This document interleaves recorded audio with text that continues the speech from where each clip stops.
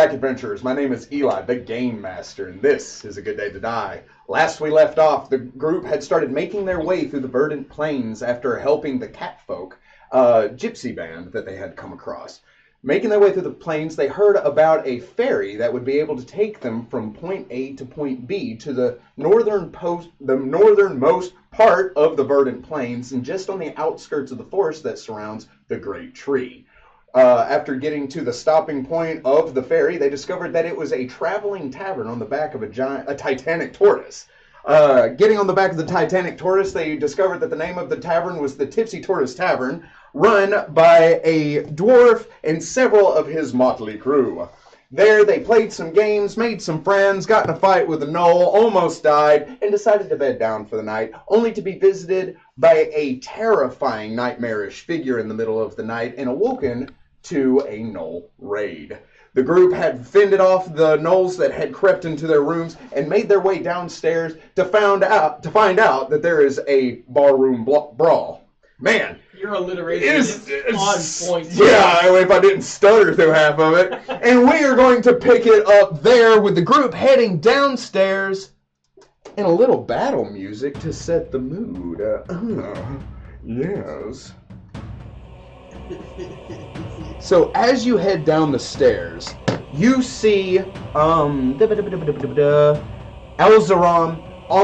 standing on his bar, holding shield in hand, mace in the other hand, fending off gnolls that are rushing towards him. You see that the two gnoll cubs have taken refuge under the stairs as Girdra is defending them. Cookie and Crumb are fighting off as many as they can, along with Falvor, the giant awakened wolf. Awoken? Wolf. He is awoke. He's woke. And hunting sheeple. Why are you telling me these? Kitsuri is standing on the stage giving a nice rock ballad, and in doing so, because you are helping defend against the gnolls, you all are receiving the benefits of Bardic Inspiration, which is giving you a +2 to all the things. So first one down the stairs is not necessarily first to go. We will go ahead and start combat with Ragnar. As I had stated before, on the far end is... I was going after the woman that was trying to get into the game. Oh, that woman. That big woman. Max Arg. Max Arg is standing at the cage and she is slamming against it with her great axe. As the gnoll inside is trying to make his way out.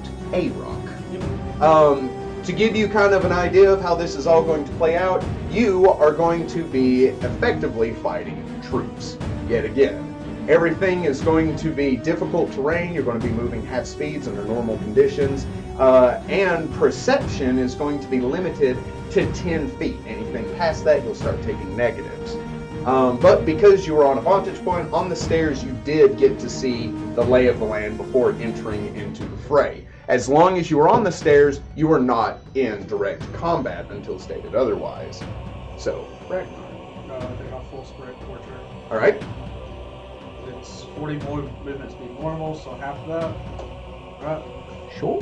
Am I able to just hop down off the ledge up there? Roll me an acrobatics. Acrobatics. Yeah, that's what I want to start off with.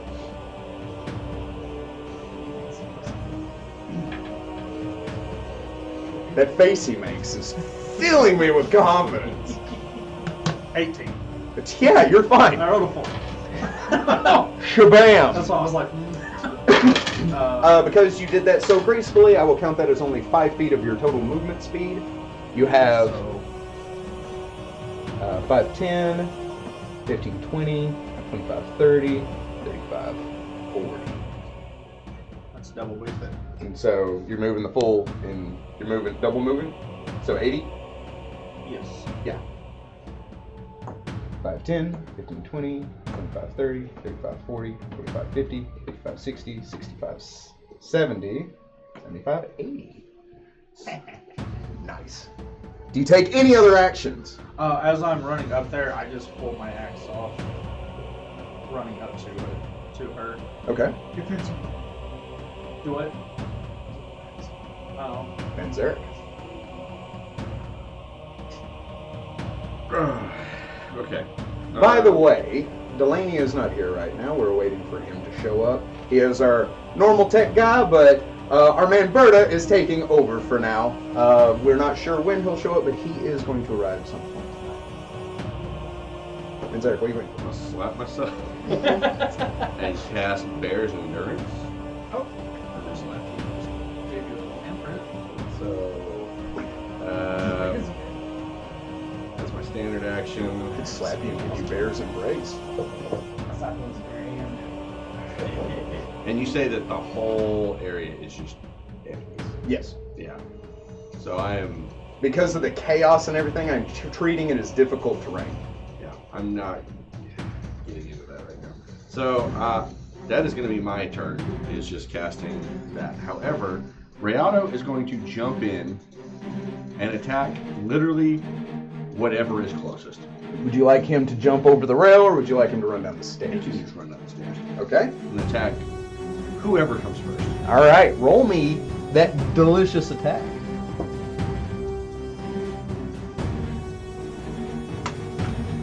It's going to be 13.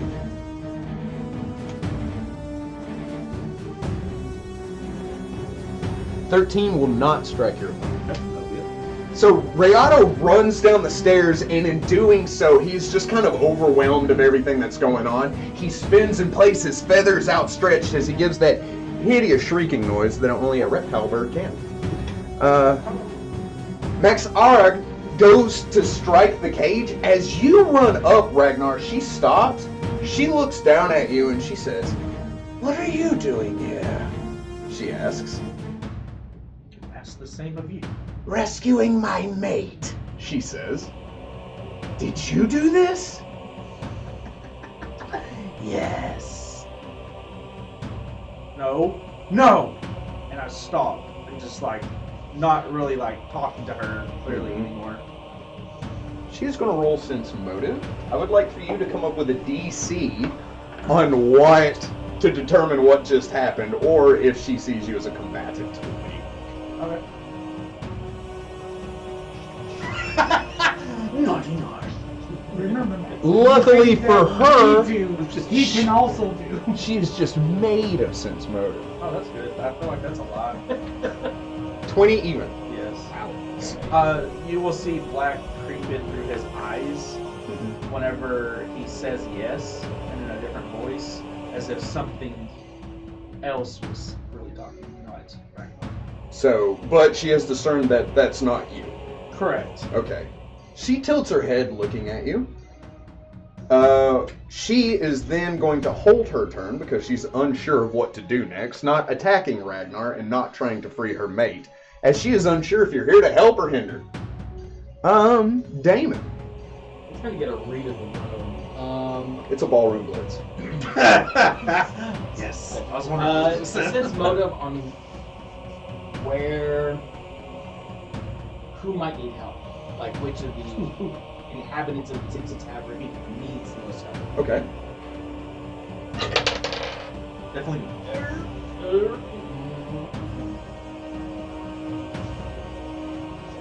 That would be a 13.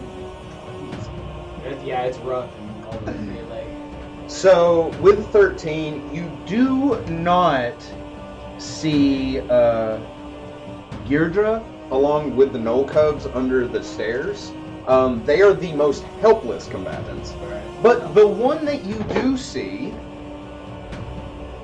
that is in just the middle of the fray and taking the most damage is Crumb, the cook ogre. The ogre is chef. Like I could have rolled a 2 and still seen him. Oh, he is just covered in hyena people. Alright, I'm gonna move over next to him and attack the 5, 10, 15, 20. You don't have his armor on. I know my armor on. Ba-boom. Otherwise. So try and back him up, attack him. Okay. The troop group. That was a good one. Yeah. 5 is what it was. So it's total of 72. 19. 19 will not strike your opponent. As you run into the fray trying to get to Crumb, Crumb turns to look at you as you go to swing to help him, and one of the gnolls just falls off of his back and hits onto you, kind of making you stumble back. You here help Crumb?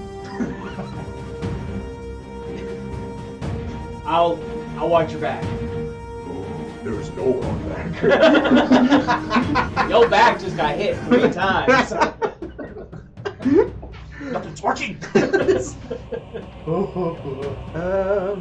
Let us see here. What does Taurus want to do? Taurus is just full of neat little things, but none of them really have them. And yeah, Taurus. He's going to study now. Yeah, that is what he is going to do. No, he can't do that because that's not going to help him. Taurus is going to attack.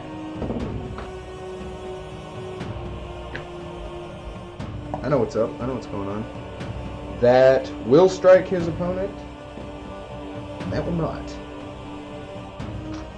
Oh, he's doing so much. Roll a 5 too. That would have been more damage than what I rolled. So Taurus is just down there, and like as one of the gnolls goes past him, he's just like, ah. Got it. I'm helping. The gnolls are like, what was that? Stabby points. Dr. Tone. Stabby pointies. I'm not used to this. That's why Sarah described it. I need to get within.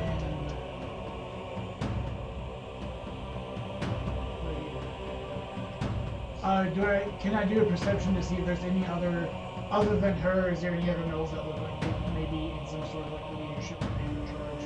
You can roll me either a perception check or a sense motive. Maybe close.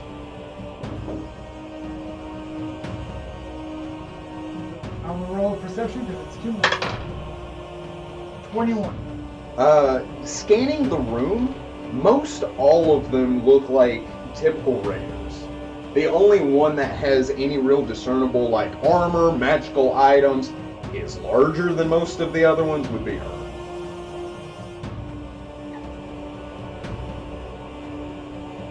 I need to get within 30 feet as the crow flies of her. So can you move me? You mean just- as the tiefling flies? Not yet. So you can't fly. Tiefling That's can the point. glide. Don't judge me what I can and cannot do, sir. Watch me! It's the chandelier. Give me like 50,000 more experience, and I will fly. Dang it. Gets his horns caught in the chandelier like that goat from Hoodwink. I'm helping. Swear to God. I'm not prepared. Don't look at me. Move me 15 feet towards her specifically. You just want to go downstairs, or Sure. that was 15? That's the 15. No, because you can move 30, correct? 5, 10, 15.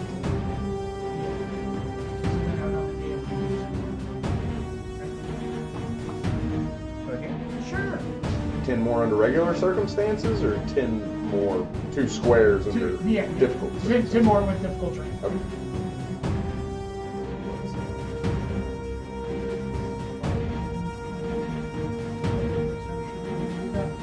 In the meantime, because it's kind of a giant brawl, a borrowed blitz, if you will.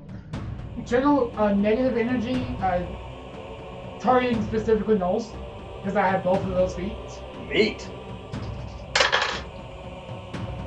I cannot heal for Jack with channel. However, channeling to harm, 12. So that is 18. They do get a will if you want.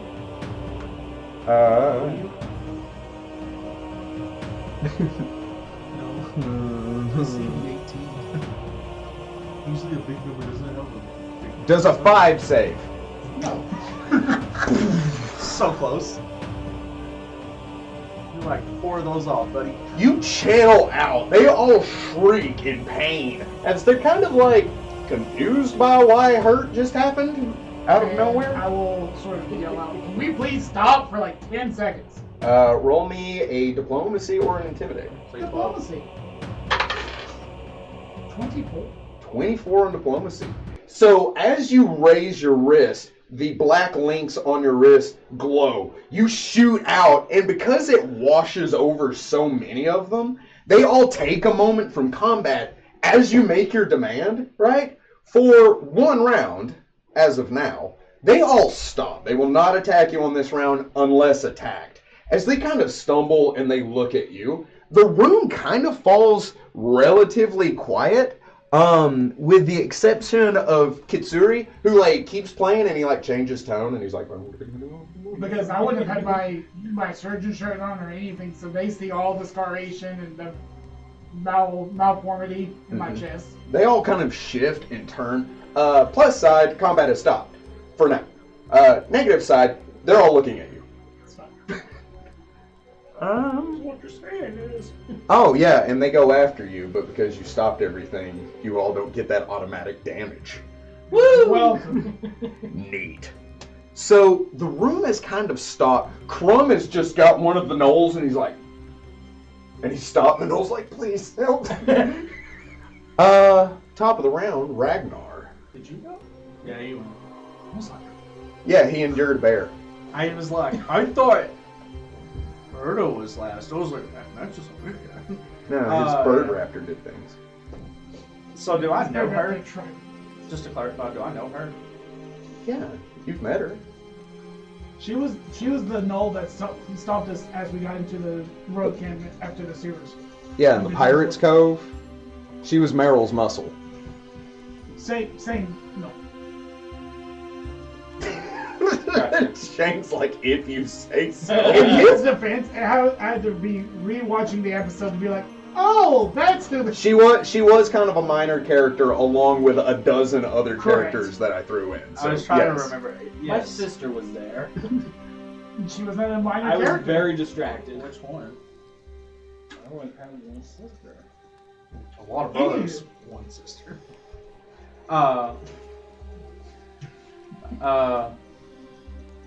I tell her, let us try to figure this out. She like shifts I'm looking just around. holding my head, just like talking to her, not even making eye contact at all. Roll me a diplomacy. I'm gonna go ahead and Oh yeah. we'll slow down the battle music for now. Number. We'll add my pluses, making it a 14. 14. She tilts her head looking at you as she looks around the room. Of course, combat is completely stopped. She turns and looks at Alzarim as he stands on the bar, his attention shifting from you to you two. As they make eye contact, she says, I have demands. Don't think that's the wisest thing, but he's your mate, right? Yes. You take him, you'll leave. She looks back at Alzarim. Alzarim's kind of like, wait, what? Despite what he says, I ask her if she was to take him, they will leave. I find these terms acceptable. I turned back, looking, seeing him on the bar. Mm-hmm. All this goes away if you just give them him. I will say, because combat has stopped, any of you can intervene at this time and move about freely. I've got a question though. I shot across the room. You sent people to our individual rooms. Did you know we were here? No, she says. Did they go to all their rooms? Yes. We weren't targeted. We just happened to be the targets. I thought you were still with Meryl and Edriel. The point is, were you intending to slaughter everyone in the tortoise? You know how gnolls work? Whoa, This that's needs- assuming a lot. Do I know how gnolls we work? need to give her him now, or it's not going to happen. Alzarim says. And I go down on one knee. She looks down at you. The gnolls kind of like shift, and you see them begin to like mutter as you did that. Like, I'm still holding my head like down on one knee, just like. Roll me another diplomacy, and go ahead and add 5 to that. Oh, cool. I roll the same thing with an additional 5, making that 19. A-Rock grabs the cage as he leans in. He says, He is a powerful warrior. He beat me in hand-to-hand combat, bare-fisted, as soft and fleshy as he is. She looks down at A-Rock. She looks at you. Very well, she says. I need the keys. She says, extending her hand to Alzarim. I look at the thing. Does it look like it's about broken open? No. Looking at him, kind of diplomatizing as well. We can deal a lot later. I'm a doctor. I can heal them. Let's stop the fighting now. Peace is a better option always. 23.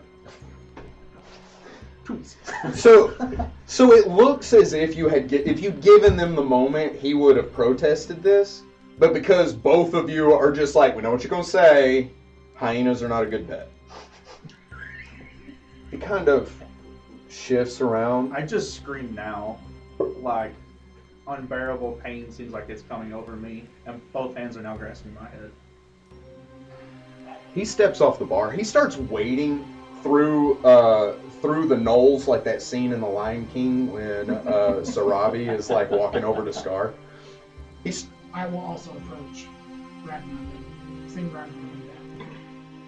He walks up. He takes the key. As he walks past her, she looks down at him, and she's twice his size easily in every sense of the imagination. As she just like tilts her head, looking at him like he's just a piece of meat. He reaches over, sliding the key into the lock. You hear the loud click as he opens it. A-Rock steps out. You see him flex and roll his shoulder.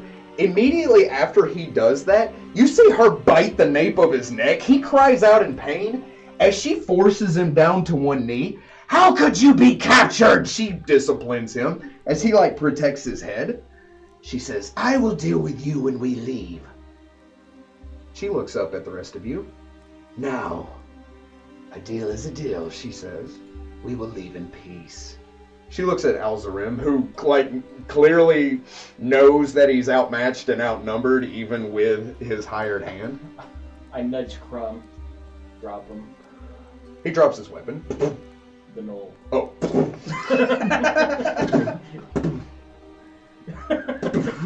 That many gnolls were hiding in Oh, just lousy with gnolls.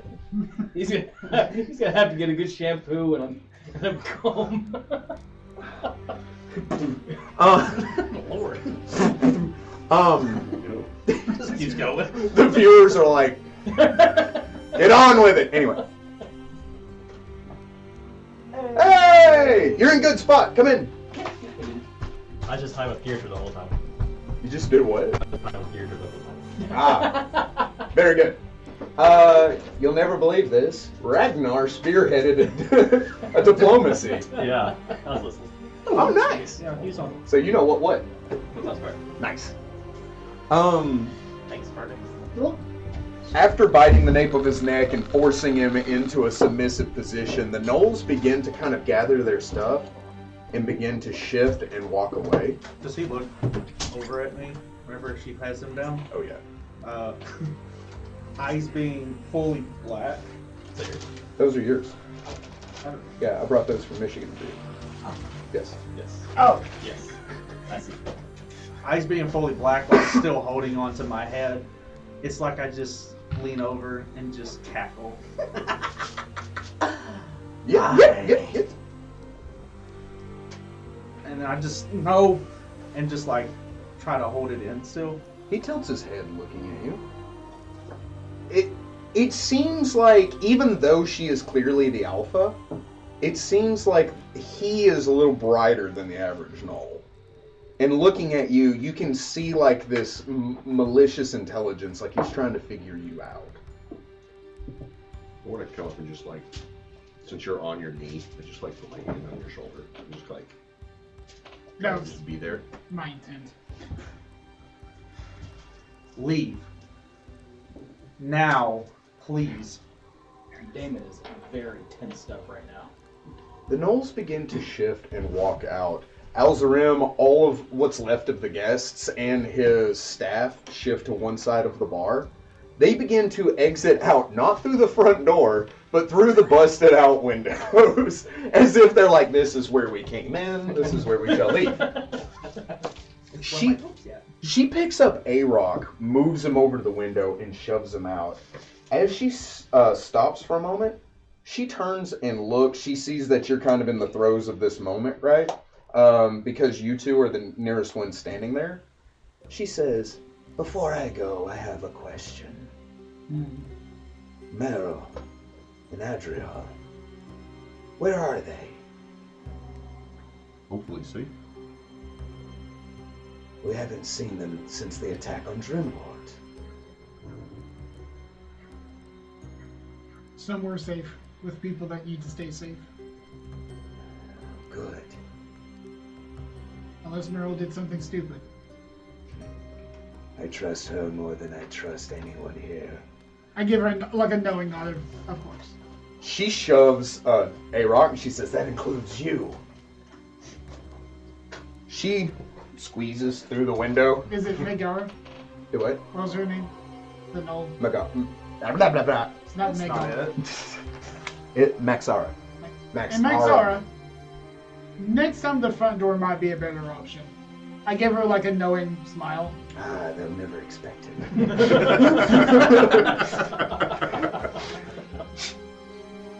As she leaves, Alzarim kind of looks over at all of you. Why did she know you? He says.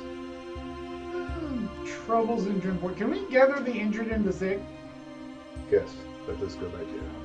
He says as he starts kind of giving orders.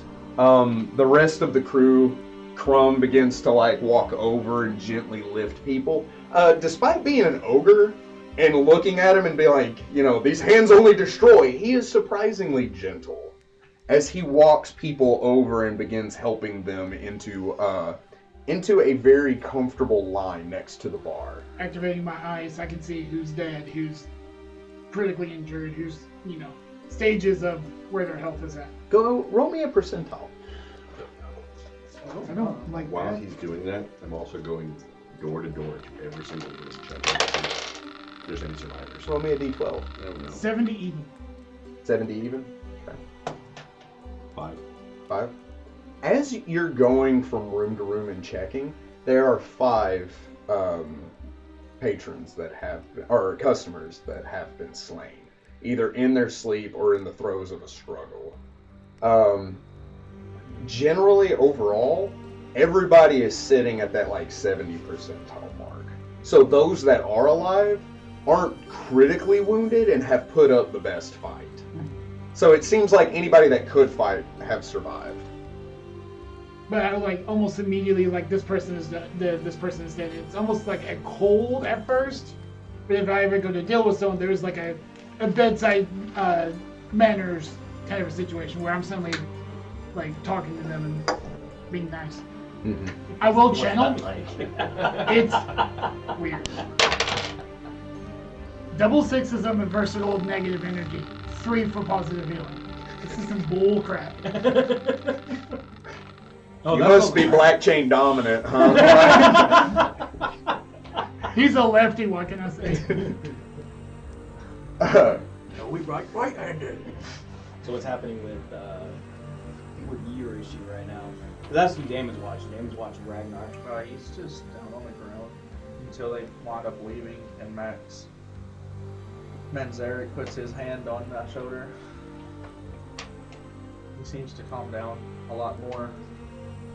And he slowly starts to stand back up. And he just goes back to his room.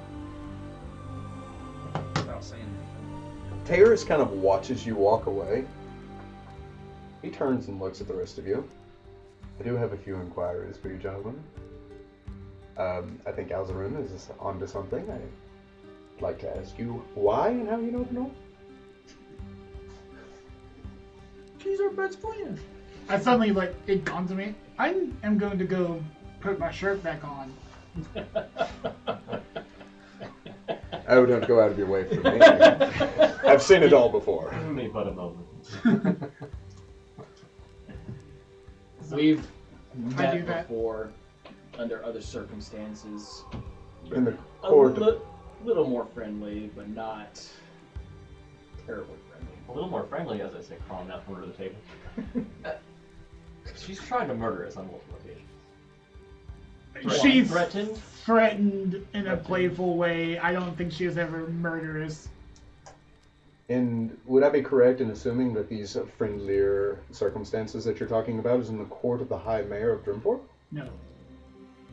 Merrill is one of his counselors. Not yes. Mm-hmm. Yes, it was in the court of the Lord High Mayor. Ah, it wasn't, but now it is. Or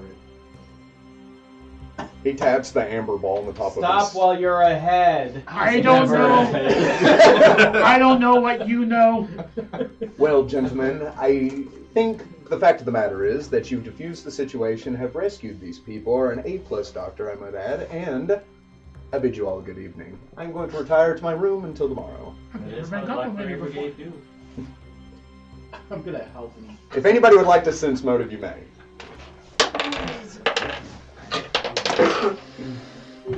Sorry, guys. My rolls have been average, which isn't bad, but it isn't good. 21. Okay.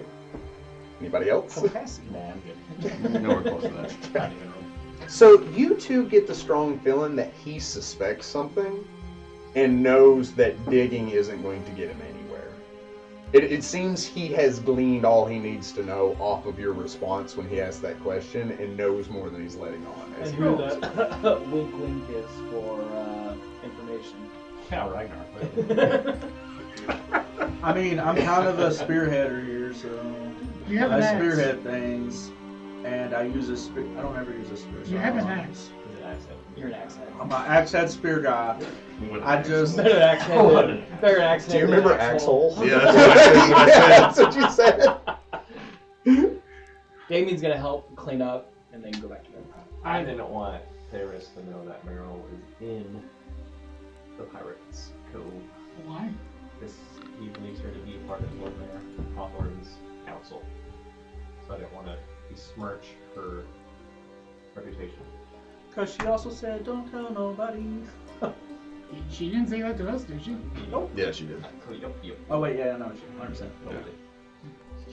This is after we came. I also feel like that would be Dr. Tones. Like, did she say that? I don't remember that. Didn't happen. Big sword ain't real. What's pigs? Yeah, I'm much with Damon. I'm gonna help clean up the tavern, mend anyone that needs help or anything. I did everything I needed to do. Yeah, I am going to remove the bodies from those rooms, kind of bring them out into the middle. Wow. That's more. I mean, he comes from a swamp. It decomposes very quickly. And then I will let Alzarin know which rooms, so they can deal with any repercussions that they need to. He looks at you as you approach him. He says, I am not completely clear on what happened, but I do want you to know I am grateful for what you've done. He gestures to the doctor. He says, your friend. And he looks up as if regarding Ragnar. He says, it's not every day that somebody can stand up to an alpha Gnoll like that. You have a special here. I can see that. He says, your meal for the next day will be on the house for what you've done here. He says, but with all of this going on, I will ask you to depart when we get to the forest as quickly as possible. We understand. He nods. He walks off. As he does so, Falvor walks up to you, Damon. He says, it was very brave how you rushed into combat like that. You and your friends. Stupid is more like it. At least we didn't have to fight long. Sometimes stupidity and bravery go hand in hand. Facts. You're just like leaning down the stairs. I concur. What's that? Yeah. Well, I don't know what that means, but yeah. Are you hurt? Yes. He says, nothing that I can't overcome. I'm fine. I look at the fighting pit and I was like, well, it seems that one of your main attractions is gone. He says, I think it's brought enough attention for one night. What did he do that got him locked up in there? It was a small raiding party. They tried to steal from our storehouse. But I caught them in the middle of the night. Killed 2 of them before they left, but A-Rock was a bit stronger than I anticipated. Let's see. He wasn't woken up.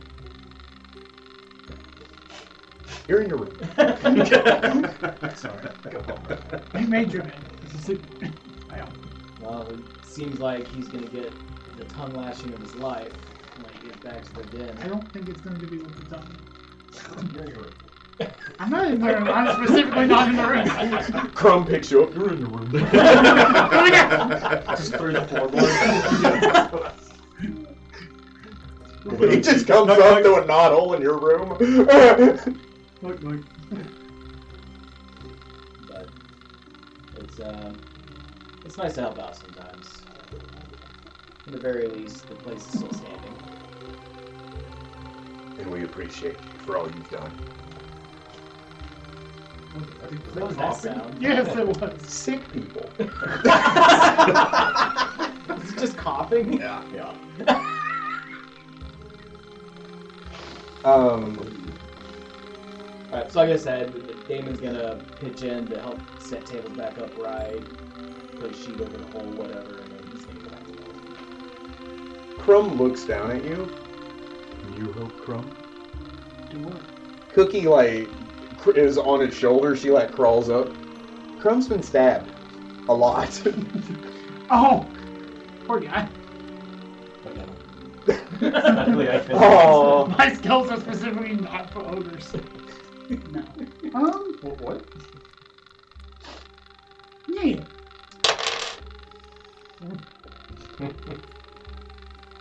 Got any of those sick channels, let me know. This is why I don't want to play cards anymore. Barely. 11 for a turn. Just a cure moderate on him. Oh, thank you. Oh. He turns. Cookie kind of, like, slides down his back, right? She lands. She says, by the way, have I told you that Crumb is our baker? Makes sense with the name. She says, so in the morning, expect you and your friends to have a delicious and hot, fresh baked breakfast. For your troubles, she says, kind of patting your knee. I know. So, as you kind of help, you begin to clean up, you can tell there's like this air of, we appreciate you, but holy crap. That's going around. Do you all want to do anything before the night wraps up? I will probably work until I physically just pass out in the bed. Okay. Oh my god, Max, I hear you! But also, we don't get a full rest. I would get the other Gnoll that's been charmed. Mm-hmm. And tell him to keep walking home. Everyone will heal for 20. Okay. Everyone will heal for 21. As I do 2 power channels. Nice. Does that also get me? Yes. Just assume I did it before you went upstairs to bed. You'll get a long rest anyway, so. I also was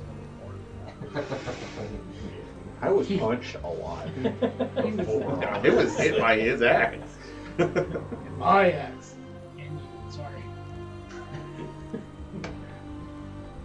So, the night begins to wear on. The rest of you start kind of wrapping up and everything. Ragnar, as you start heading into your room, you know, you're just kind of focused, stumbling into your room. You hear in your head, Why did you stop? That was prime opportunity to have a little fun. It's not the right place. I don't trust you anymore after you attacking my friends. Oh, come now. What's a little bloodshed among friends? They understand. He's not mad at you. Why are you mad at me? Because we had a deal that you would not attack any of them. Oh, Ragnar. There is no Ragnar about this. You don't get the power to do whatever you want. I bring you out so you can help my friends and myself deal with things. Because as bad as I say it, you are strong. Stronger than me. But I will do whatever I can to keep you in if that's how you're going to do things. Fine, Ragnar. If that's how you feel about it, then I'll try to behave. I just want you to know, the tighter you pull on this leash, the more likely it is to snap. Did I need a second? I have to figure that out. He's got you there. Full bondage costume. Whoa. Whoa. I've been a bad boy, Ragnar. Oh God.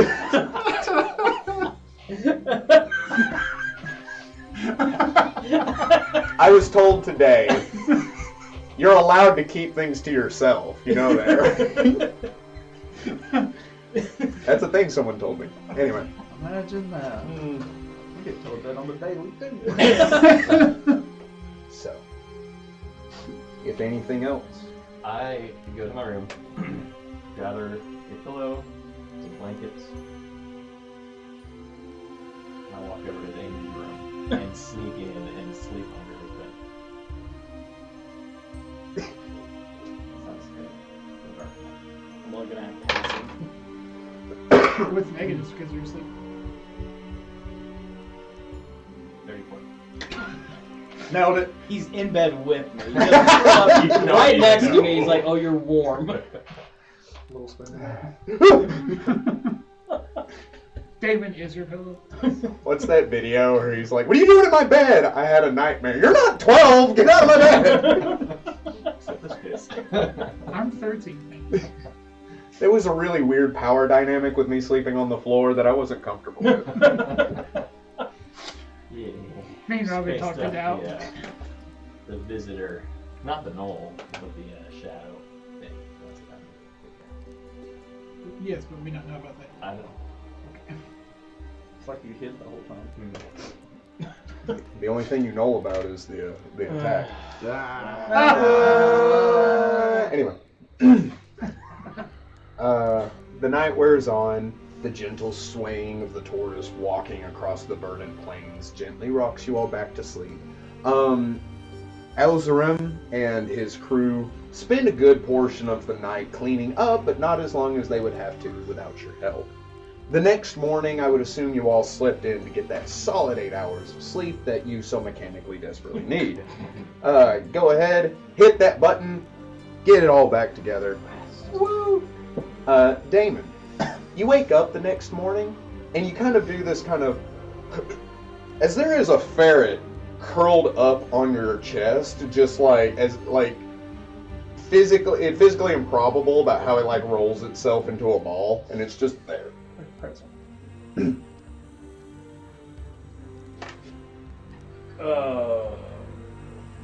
attack it. Poke.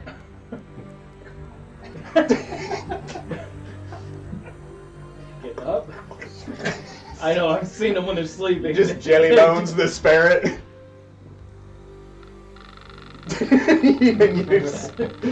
And there you see Perry.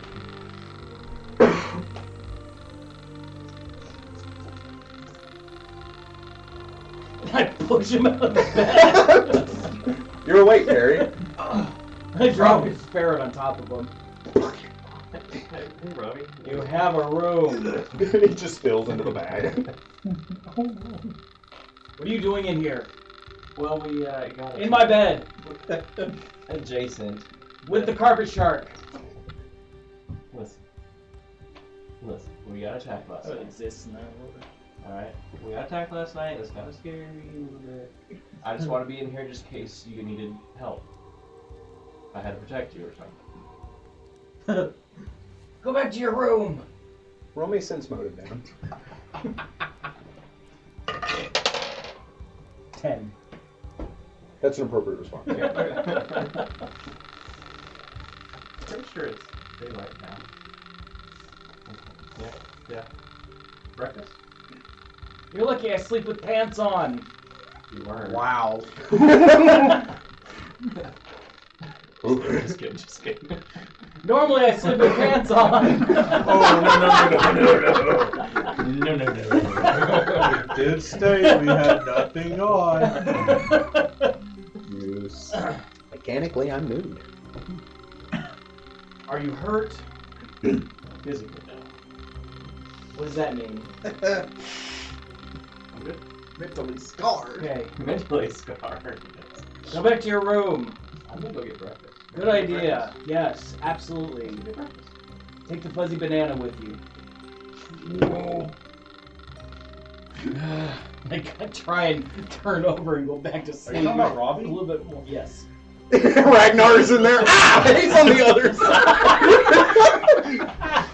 I had a bad dream. I've never murdered someone in cold blood. I have.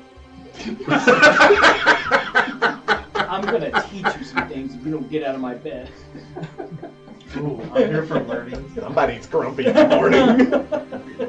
Did you want your eggs sunny side up or angry side down? I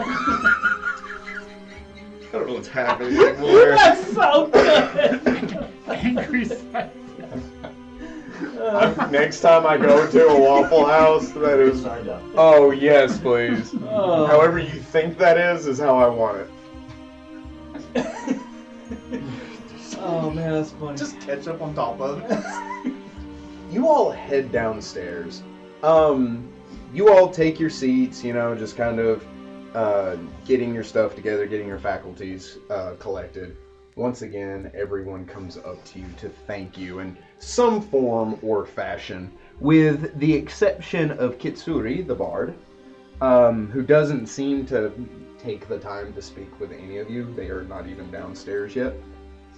And Girdra does thank you personally for what you did and how you stayed with her in the Cubs. As you all sit there, Crumb steps out of the kitchen. He has plates lining his massive arms. They look like they're this big on him.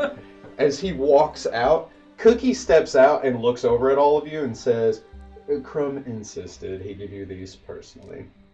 He walks over. This is for you. The pancake is puffy. It's about this thick and about that wide, that long, and is in the shape of a ferret. Yours is in the shape of a shield. Yours is in the shape of an axe. Yours is in the shape of a frog.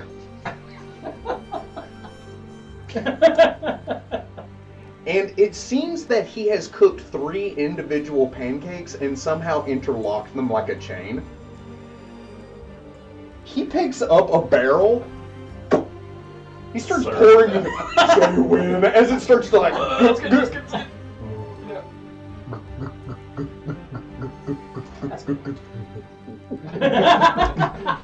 That's good.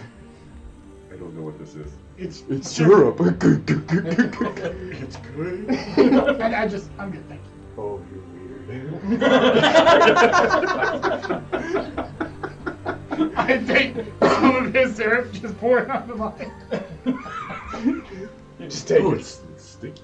You're sticky, it's good. I am not. That's racist. I yell across the I table. am not. You're like, wait, oh my god, I am. It's not slime, it's me. That's how I walk walls. It's like tasty trees. It is good. It's pure sugar. It's exactly that. You try pancakes for the Oh first yeah, I time? ate that. I ate the crap out of that. Oh yeah. Yeah. You can't eat it in one. No, It's- it's I just watched my jaw. He puts another one down in the shape of a fly. It tastes nothing like a frog, but it was delicious. How'd you know what a frog tastes like? It's lucky. I would assume they'd eat We frogs. ate the freaking Boggards. Boggards Those are in toads. campaign. Oh, yeah. Straight Ewok style. Those are Alright, toads. yeah. Those are different than a frog. I'm sure. True story. So the day kind of wears on. You enjoy the string instrument plucking of Kitsuri as the day goes on. You eat your meals, you kind of hang out. This day is completely void of games. And as a matter of fact, they don't even pick anybody up. They do stop at another travel stop area, but there's no one there waiting. The tortoise, because of that, continues moving, and as the sun begins to set, you surprisingly make some good time, and you see the forest that surrounds the great tree. Even from the vantage point of the rooms on the top of the Tipsy Tortoise Tavern, looking out, you cannot see the top of the tree. You're at such an angle that if you look up, it disappears into the foggy clouds of the sky above it. You see, now that you're closer, those leaves that shift from a dark emerald green up into that silver rim and then completely white at the top is because of snow. The tree is so tall that there's snow capping it, and even the leaves on the top are still on the branches despite the altitude and chill. You begin to approach this forest, and it is lush, with massive trees that extend up out of the ground, several stories high.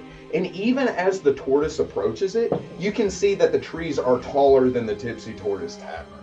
So even surrounded by, in comparison, what looks to be very, very small trees, when you approach it, the forest is massive.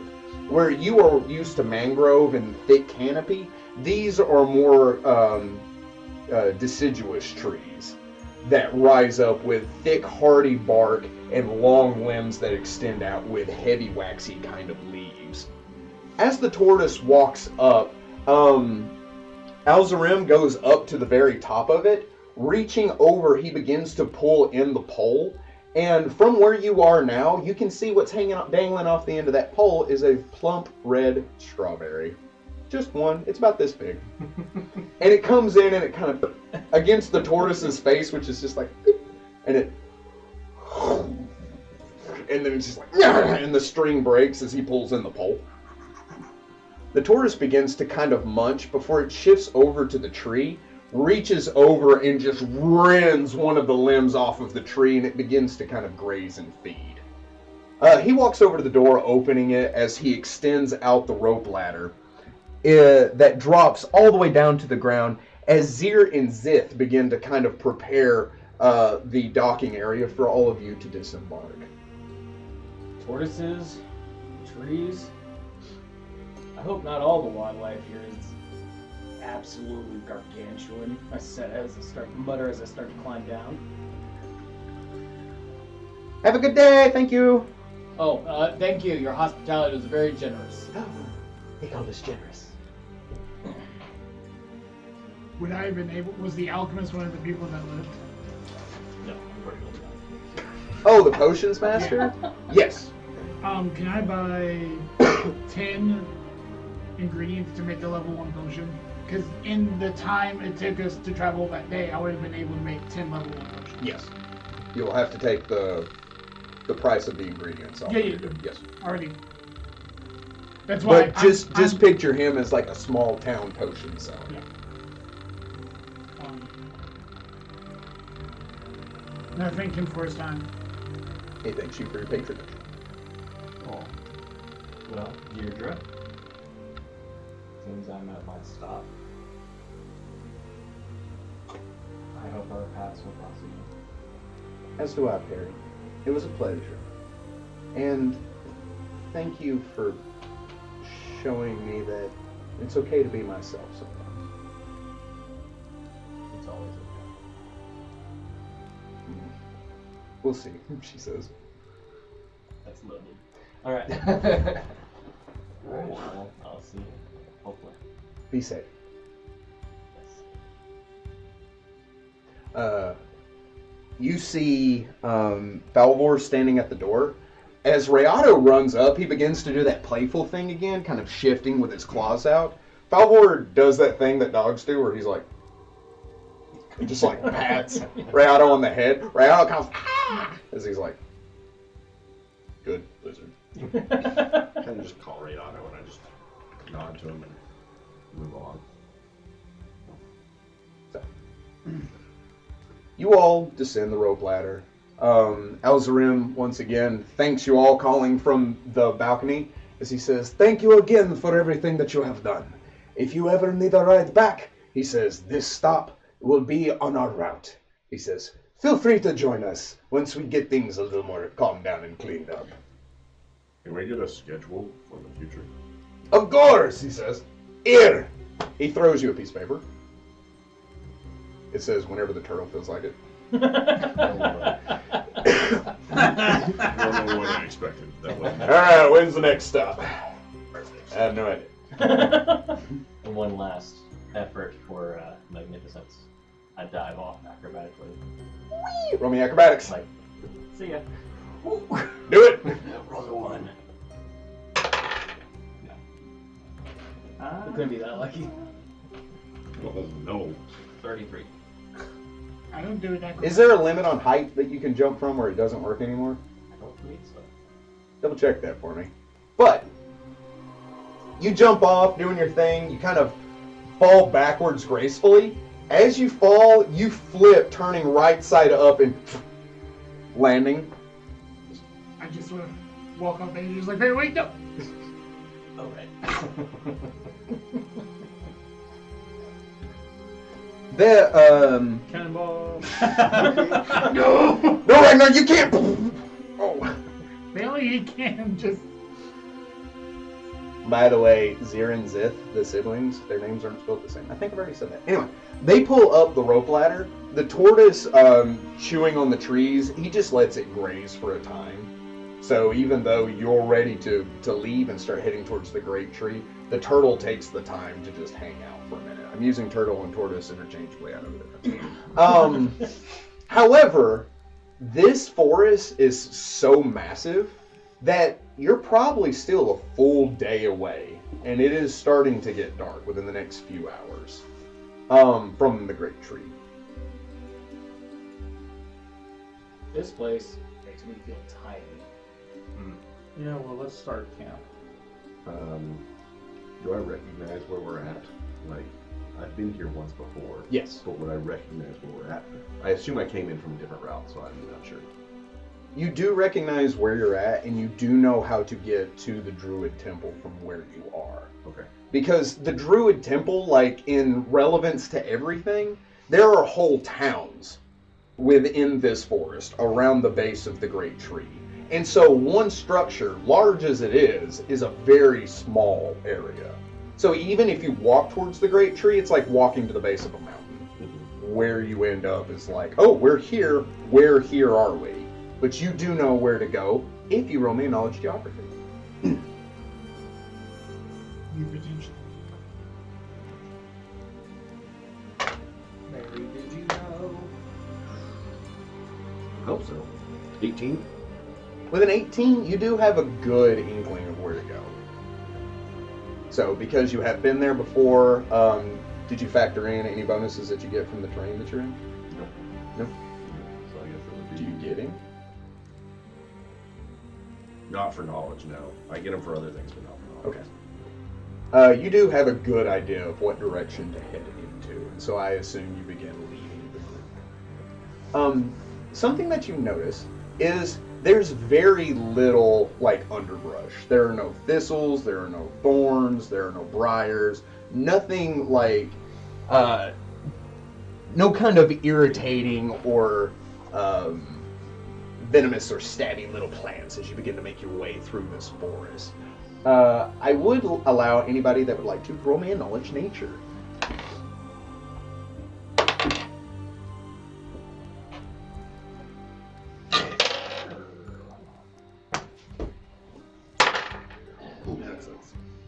Okay.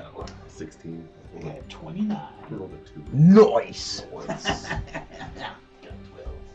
12. Hey! You're like, nice trees. Good job. These are good trees. Good, solid, big trees. Big trees. This is a North American dead tree. You can tell by the way it is. Dead. That's an aspen. What were the rolls? Well, And 29 was the highest. I thought you said rolls. Cool. He rolled it. 29. 29. As you begin walking through, you kind of touch the tree and you look up as the rest of the group is just like, we gotta go before it gets too dark.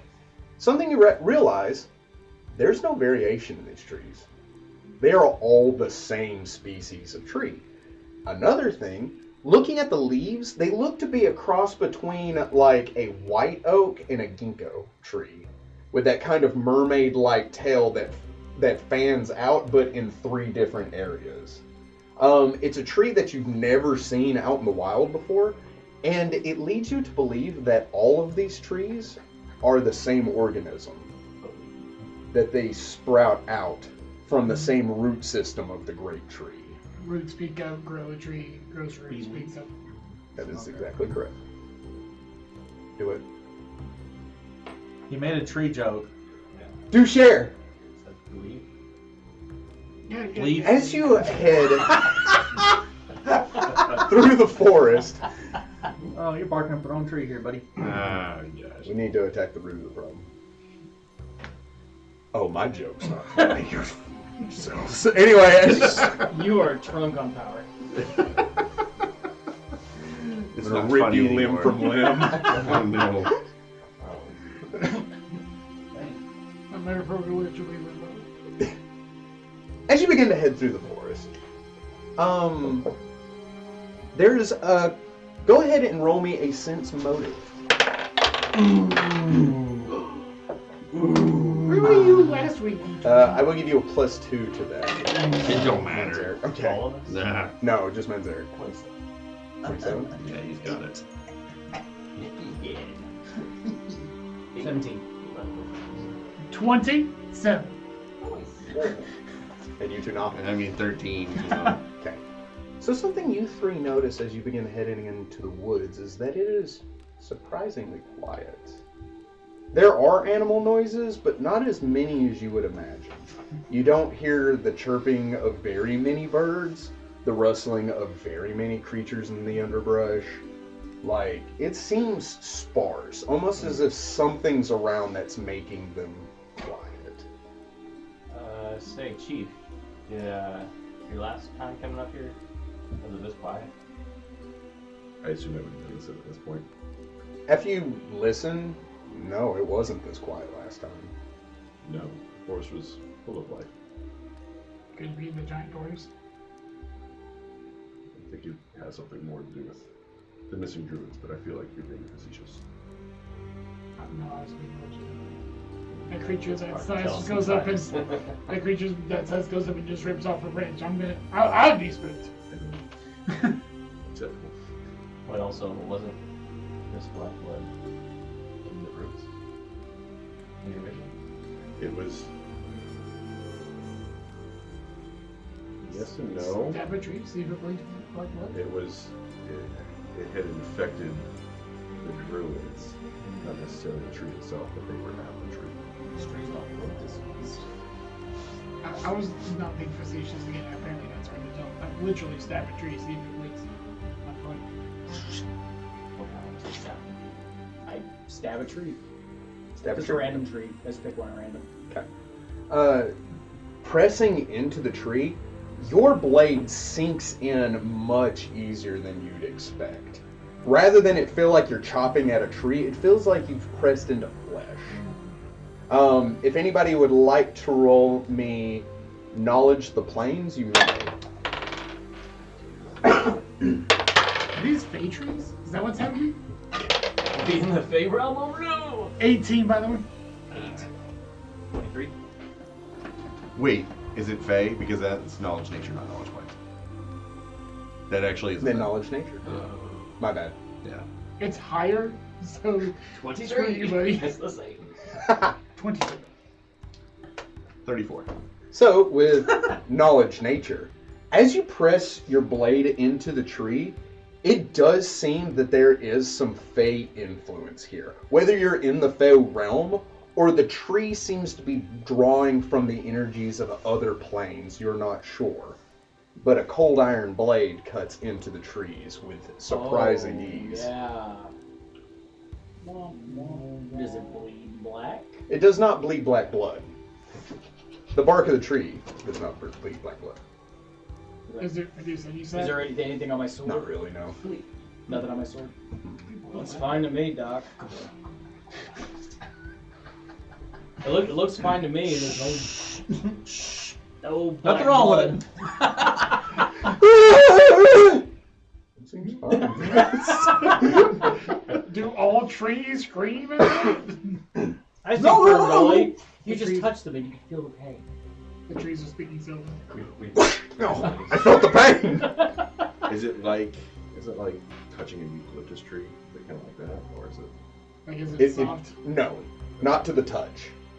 To the cold iron, it seems so, but to the touch, it feels like a regular tree. Specifically, an oak is the closest type of tree that the bark and the kind of size of the tree is akin to.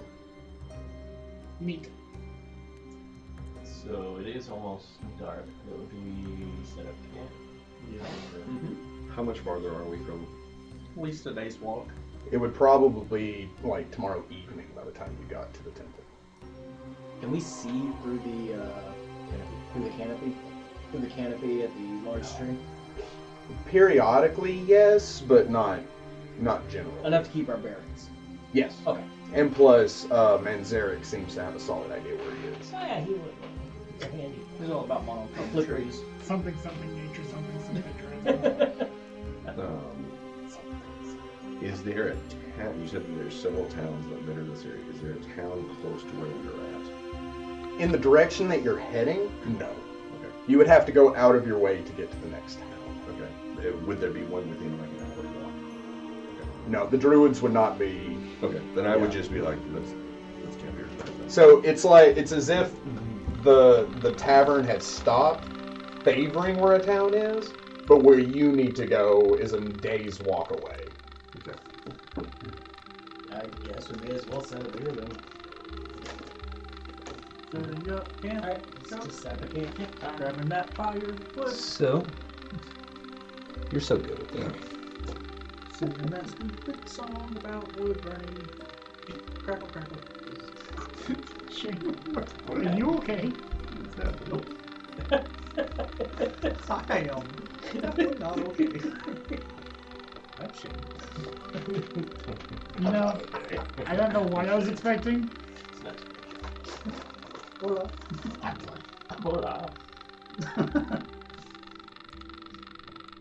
I got one more tree joke. Did you know that trees can do math? Yeah, they do twig on the tree. Here, I thought you were going to say Did you know elephants are really good at hiding in trees? You ever seen one in your Yeah, one of those things. You're welcome. There! Camp! Yay! Yeah! Wow. He just throws it off. Is Taylor, Actually, is Taylor still here? yeah, Of course it is. we're all in this together.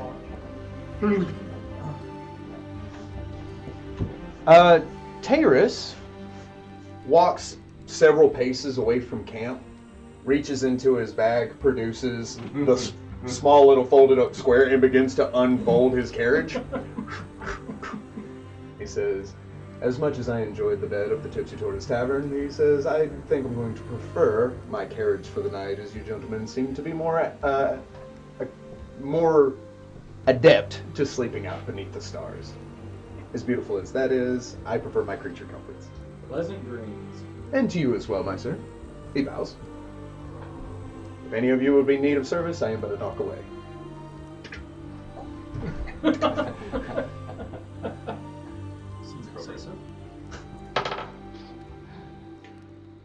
I tell Ray Otto to watch him during the night. Me? Yeah, Why? because Does he have the guard trick? he does actually. Yeah. So he is there to protect you. I turn into a bat. I fly up into the trees. Neat. Has removed himself from roleplay. No.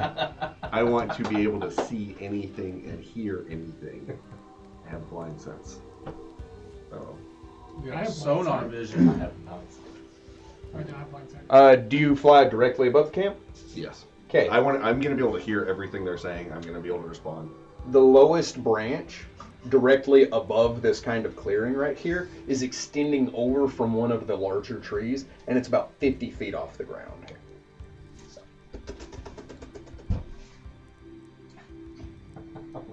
We can't stay here. This is bad country. Used to be. It's a good album. So I start, as camp is being built, take all the cots and like move them a lot closer together than normal. Just like everybody's like, Hey, Harry. Why are you moving them all together? You good there, bud? yeah, Why are you moving them Uh-huh. all together? just for comfort. I may look blind, but I'm not.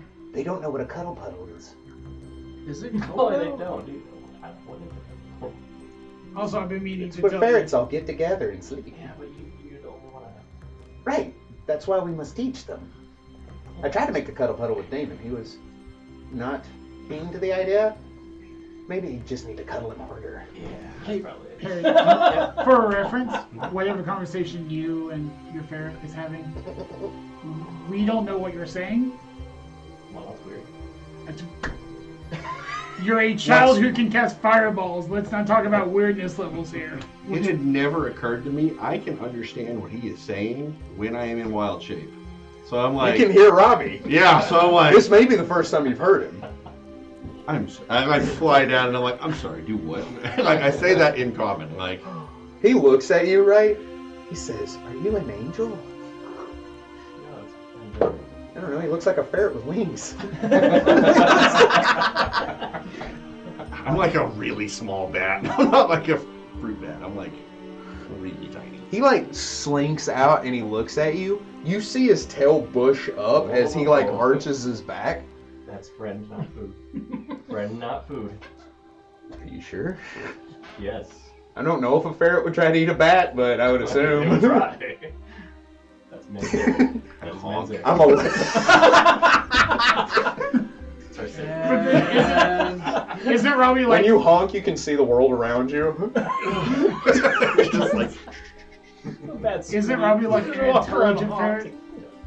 honking. So that's don't. Could you imagine living in a world where all animal sounds have shifted to different animals? That'd be terrifying. Field full Imagine of if- cows, just all going. imagine if grasshoppers Unless were the you grow screaming up that way, goats. then it'd be That's true. a snail moves. And cows make snail noises? Yeah, just weird slithering noises. I don't know. Anyway, they Slow. undulate. As you. So, yeah. So, the closer we are, Uh-huh. the less likely to be ambushed, Right. surprised, or maybe visited by some weird nightmare shadow creature. I don't know. I'm just saying. Like, Or Weird it's more shit. likely Let's go back that to we're that. gonna get attacked. Let's go back to that mask thing. What, being attacked? No, the weird shadow creature. I can only imagine a bat having this conversation. Just like crawling on him, like. But that voice, though. So, a bat, a ferret, and a child go into the forest and have a conversation. They talk about shadow demons. It's a Disney movie. Yeah, this is a okay? children's book. so no. We're that- one fairy tale princess away from. Yes. What was that author that we were talking about earlier in the game? Anywho, So, shadow You demon. know that story I told you about the ancient esoteric nightmare dragon? Crawl to the other The shoulder. one from the dream realm? Mm-hmm. What is that, 20 perception? His ear just Inspector Gadgets. Oh my gosh, it's so funny. Don't mind me. So I'm pretty sure I was visited last night by said ancient esoteric nightmare dragon. By pretty sure you mean like he actually visited you, or like I mean, it was a dream. There was a lot going Nightmare? on. Yes. okay, Yes. but It seemed like his presence was real. okay, So. but this is the dragon who But has also, power over nightmares. he also, had he not visited me, might have been surprised by the Gnoll. It's a weird thing to think about. So I didn't see him, but I do have an empathic link with Perry. It felt very real. Exactly. He was terrified. I was. I know the rest of you can't understand, but Which yeah, is I know weird. this thing is real. What? Or at least Barry thinks that the... Yeah, Perry is real. Oh, you meant something else. I fly over to his shoulder, and I sit on his shoulder, and I'm like, yes, Perry believes that whatever came and spoke with him is real. Down to his very core. Oh, so he had a nightmare. No, I mean, yes, He said yes. because it was in the dream world. but Dream realm. a nightmare you would be able to discern as real and not real. This is something... Depends on who's controlling the nightmare. Those nightmares seem really real. So I've been told. Knowledge of the planes, but the dream realm. Oh, Yes, ma'am. Did you roll poorly? not the first time, but knowledge of the planes. Why not? I rolled I rolled worse. 5 11s. I rolled an 11. That is my total. Oh, Yeah. 18. Well, With Yeah, an 18, I don't have that thing. the Dreamlands, also known as the Dimension of Dreams, is a dimension which overlays the ethereal plane, created and maintained directly by the dreams of sleepers in the universe. It consists of a finite, relatively stable core surrounded by countless ephemeral dreamscapes.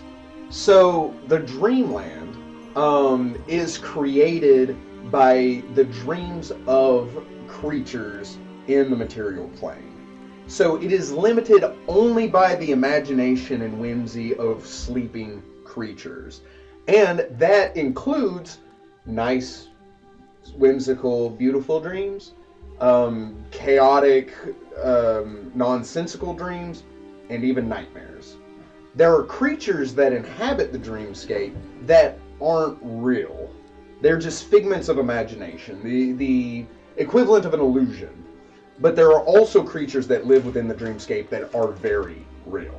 These creatures are usually made of either ethereal or material creatures, or sometimes a combination of both, that find the dreamscapes and are able to siphon off of the energy of the things that live there, or even the things that are connected to it. So things within the dreamscape can sometimes connect to things in the living world.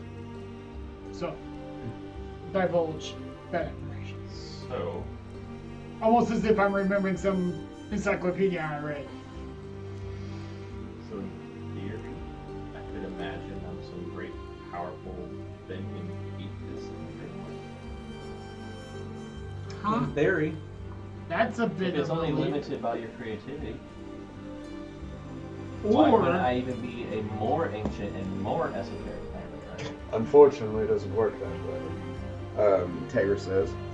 He says, you see, any dreams that you have manifest themselves in the dreamscape as something more of an illusion. If you try to try to lucid dream, the lucid dreams in the material planes are simply your ability to draw a picture that manifests there as nothing more than illusion. However, if you are able to have those kind of lucid dreams in the plane itself, you may have limited control over it. Or so I've read. But would I'd have to be- it's also the concern of this esoteric nightmare dragon is real in this ancient esoteric nightmare dragon. My bad. If he's real in the nightmare realm and manifesting himself in your nightmares, your illusion isn't going to stand up to his power. Also, I think the bigger question here is why?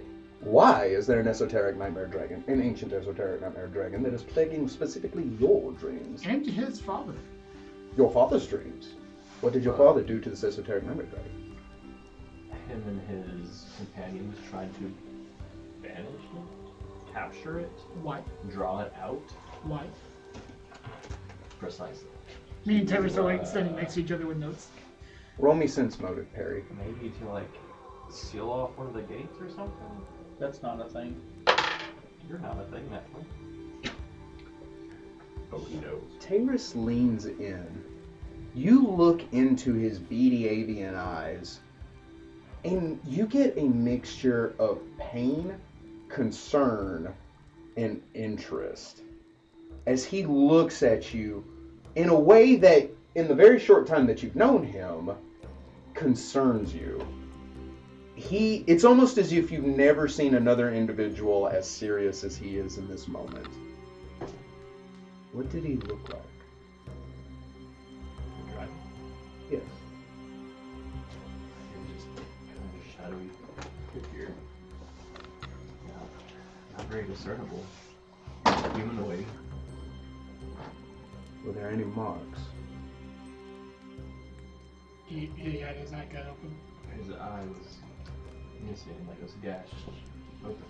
That's the damage that my father and his companions. I think this is nothing more than just a terrible nightmare. But we should stay together and maybe somebody take watch observing Perry if he seems to be having another nightmare. Drawing him from it may be the best course of action that we have to prevent any real damage coming from this esoteric creature. And he like destroyed. In your dream, yeah. He also tried to destroy. Okay. I just started looking over the Terrace. That's the Herald of Dreams. Oh. Or a Herald of Dreams. I was able to expend inspiration points in discerning what an esoteric nightmare dragon is, but the caterpillar is beyond me.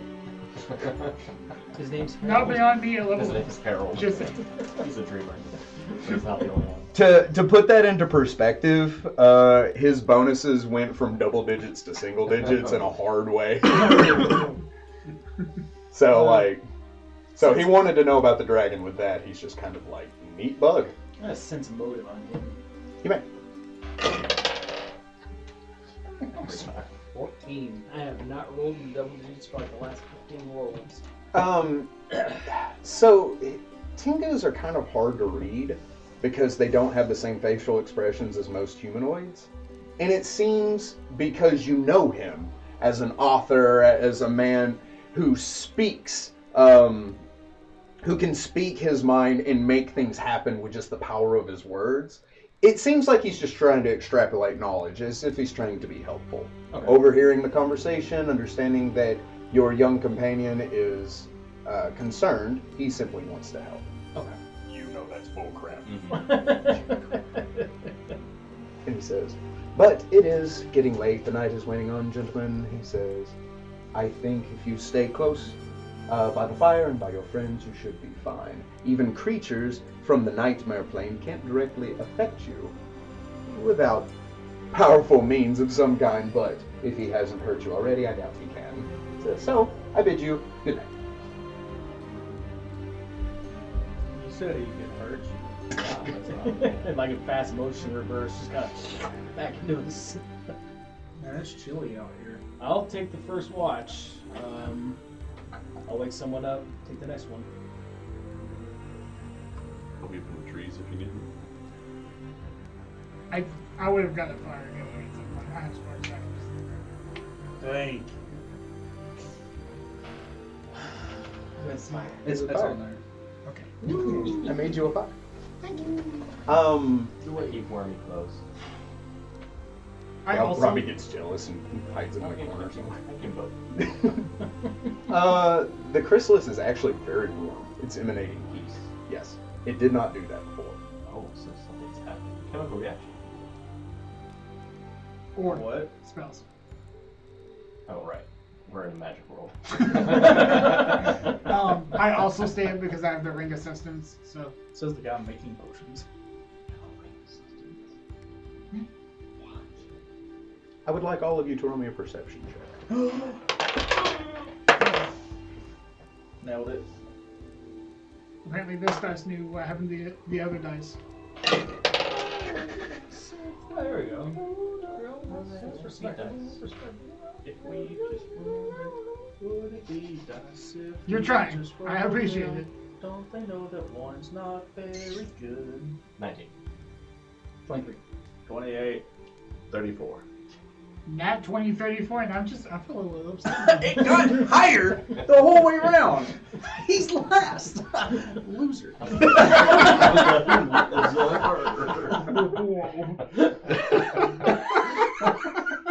Nope, say it. I want to hear it now. I shan't. You all kind of bed down for the night, getting ready to go to sleep. By the light of the fire, you're kind of reading through your books, kind of studying your medical journals and things like that. Flying up into the tree, as you kind of hang upside down and you begin to watch over everything, you hear it.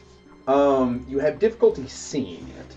You know where it is, but something is in the trees, and something large. You, on the other hand, do bats have dark vision? I mean, I have dark vision. With dark vision, you see a bird, probably about 12 feet from talon to head, fly up and land on one of the branches. Its wings making a heavy beating noise. This bird is not meant for stealth per se, but it seems like, despite its size and its build, it is stealthier than most. It folds in its wings as it roosts on top of one of the branches, shifting and looking down at your companions. Are you trying to hide at all? You did not state so. But it doesn't seem to notice you.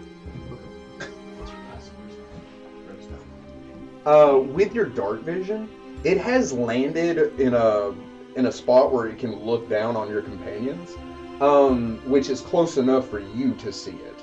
It is a vulture, more specifically a bearded vulture. It has a hooked beak that comes down and bright red eyes with a single gold circle around its pupils. Its feathers are white on the top of its head and jet back with lines of black around its neck and down to its gray and black feathered body. My immediate reaction is excitement, Mm-hmm. and then it immediately follows up with terror. Do I know this bird? You have seen this bird before. You would recognize this as Marrow. Oh, that's why he's excited. LOL. I don't think you understand how many animals Max has added to his list of animals Oh, he can probably so move many. into. It is kind of stupid. I get up onto a branch and I shift into a jaguar, and I begin to approach stealthily. Ooh, that sucks. That's not a high number, my guy. That sucks. 26. What? I'm sorry. 30. 27. He rolled a 3! Stealth? Oh man, he could do better than that. Like, these are rookie numbers. Gotta bump that up. You begin creeping along the branches, and Marrow doesn't seem to notice you as he's just stalking, looking down at your companions illuminated by the fire. As I get close, I whisper, "You see anything that you enjoy?" His feathers flare out, his wings come out. He walks on the branches, making them shift underneath. Despite hollow bones, his massive size does put an impressive weight onto this bird. As he looks, tilting his head, Why are you here? once again, you can speak with animals. This is more his intent than his intellectual conversation. Because he is still an animal with an intelligence of 2, he's not going to give you long, detailed explanations, but this is more his intent of what he would communicate. He's curious on why you're here. Are you safe? No. No one's safe. What's happening at the tree? Bad. Happening everywhere. Everywhere bad. He walks unnervingly close to you, like he's trying to get to you. I'm gonna, I guess, handle animal on this, but I'm going to try to convey, I need to hurt you just to see if your blood is safe. 21. DC 20. It's gonna be hard. Yes. Yes. Like, nick his, his You can hear this rustling above you. There's something going down. As I pull it back and look at my claw, what do I see? You see a drop of crimson red blood. Don't remember his master's name. I have it written down somewhere, but not here. Sibling Druid. Saloon. Saloon. Where is Saloon? Hiding. Can you take us to him? No. Can you take me to him? No. I reach out my paw and I allow him to do the same to me that I did to him. He steps back. It's in roll me sense motive. Handle animal or sense motive. Either way. Okay, cool. 24. 24? Yeah. I'll take the animal sense motive. With a 24, you get the feeling that he may not know that means something. You've talked him into allowing you to do that to him because you are a druid, and it seems like he still has some kind of extended bond or trust to a druid. But if he made you bleed, he wouldn't know what that means, and if you explained it, it may not come across. Yeah. Can you have Saloon meet us? Tell. I will tell him. I will tell Saloon. Is the temple safe? No. Nothing's safe. Nowhere's safe. Can Saloon come here? No. We mean him no harm. No. No. Saloon hiding. Druid's gone. All Druid's gone. Everything. Dark. Everything. Cold. Forest. Sick. Trees. Sick. Will you come down to visit with my friends? No. No. Saloon told me to watch. Saloon knows. Saloon knows you're here. Can Saloon hear this conversation? Yes. Saloon sees. I turn back into myself and just kind of like hold onto the branch. It's my best impression of a bird. If Specifically the Saloon bearded can bull. hear this conversation, me and my friends are not infected with the black blood. However, we know that Darum introduced it into Dreadport. And we need to meet as quickly as possible. If we can't meet at the temple, then I suggest we meet at Mineral Knowledge Geography. Identify another location that would be ambiguous enough, but like maybe relatively safe. 25. With a 25, I mean, that's kind of what I'm looking for. Like Like, some named location that would not be of any I have importance. a cool tree fact What is it? for during the break. Unless we want to spend it now.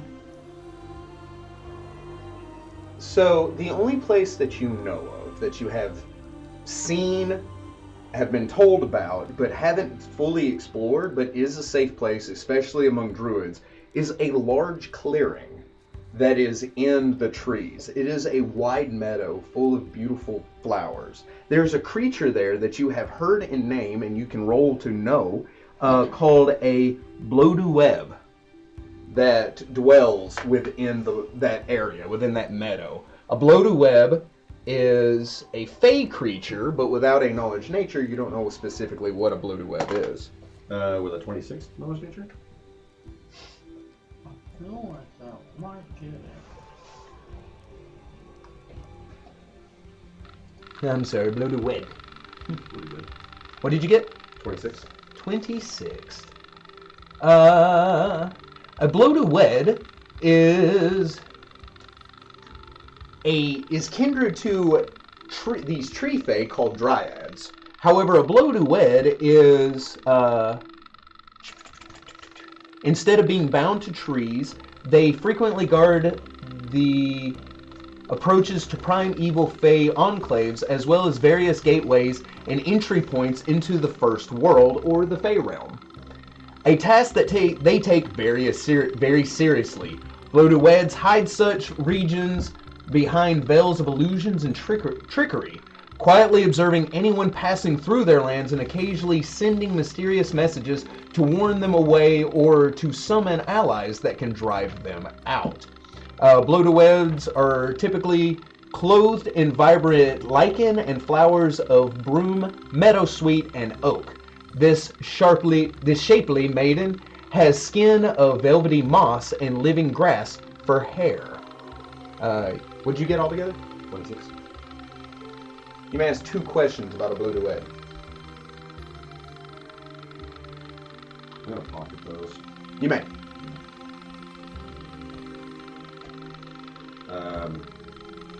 It is neat with the clearing of the blow-to-wed. With 1 day's time. Saloon house.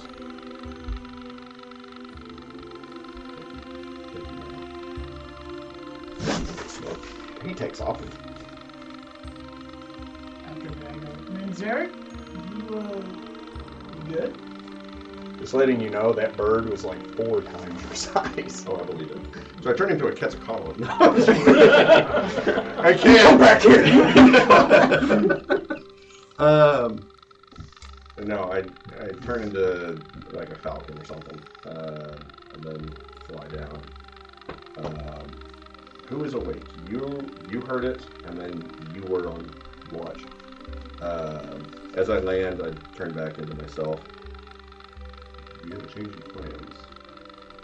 We are not going straight to the temple at the base of the tree. I did hear half of the second half of the conversation. So a quarter? Specifically, no. No, all of everything I would have said would have been whatever I had in range. Well, when you turn Ripley. Shoot, I wouldn't have understood anything he said after I turned Ripley. Yeah, I'll let it slide. Okay. You know that. Yeah. So do. I would have just stayed Jaguar the whole time then. Coming down as a falcon, turn back.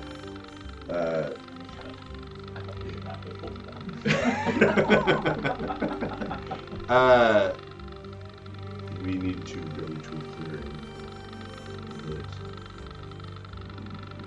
potentially is safe. I don't like the use of the word potentially there. There's- Especially when you say something like blow-to-web. There's a druid here that has just contacted us. His animal companion is not infected with black blood. And so I tend to trust it. However, this particular leader within the druidic circles is odd. Trust. I would assume so. Describe odd. He is. Like Ragnar kind of odd, Perry kind of odd, me kind of odd, or you kind of odd. He's delved into necromancy. I kind of point to my butt cheek. But like real really I didn't realize I had this uncomfortable half-baked necromancy going on here. Excuse me. You're all like Black Chain. He's all like Fox Skeleton. It's creepy. Is there a comma there, or? So, as you begin to talk about this, I would like a perception check from everybody. Can I get like 2 minutes? Yeah, give me like 2 minutes. I don't know what those mean. Just tell me. 18. 8? 18. 18. 18. He hears everything. 14. 23. 22. He said 30. Audio. Wait, I don't know. With the 30, are you asleep? Yeah. Then it's it's 20. Oh, okay. Yeah, if you're asleep. Okay. Go on, keep talking.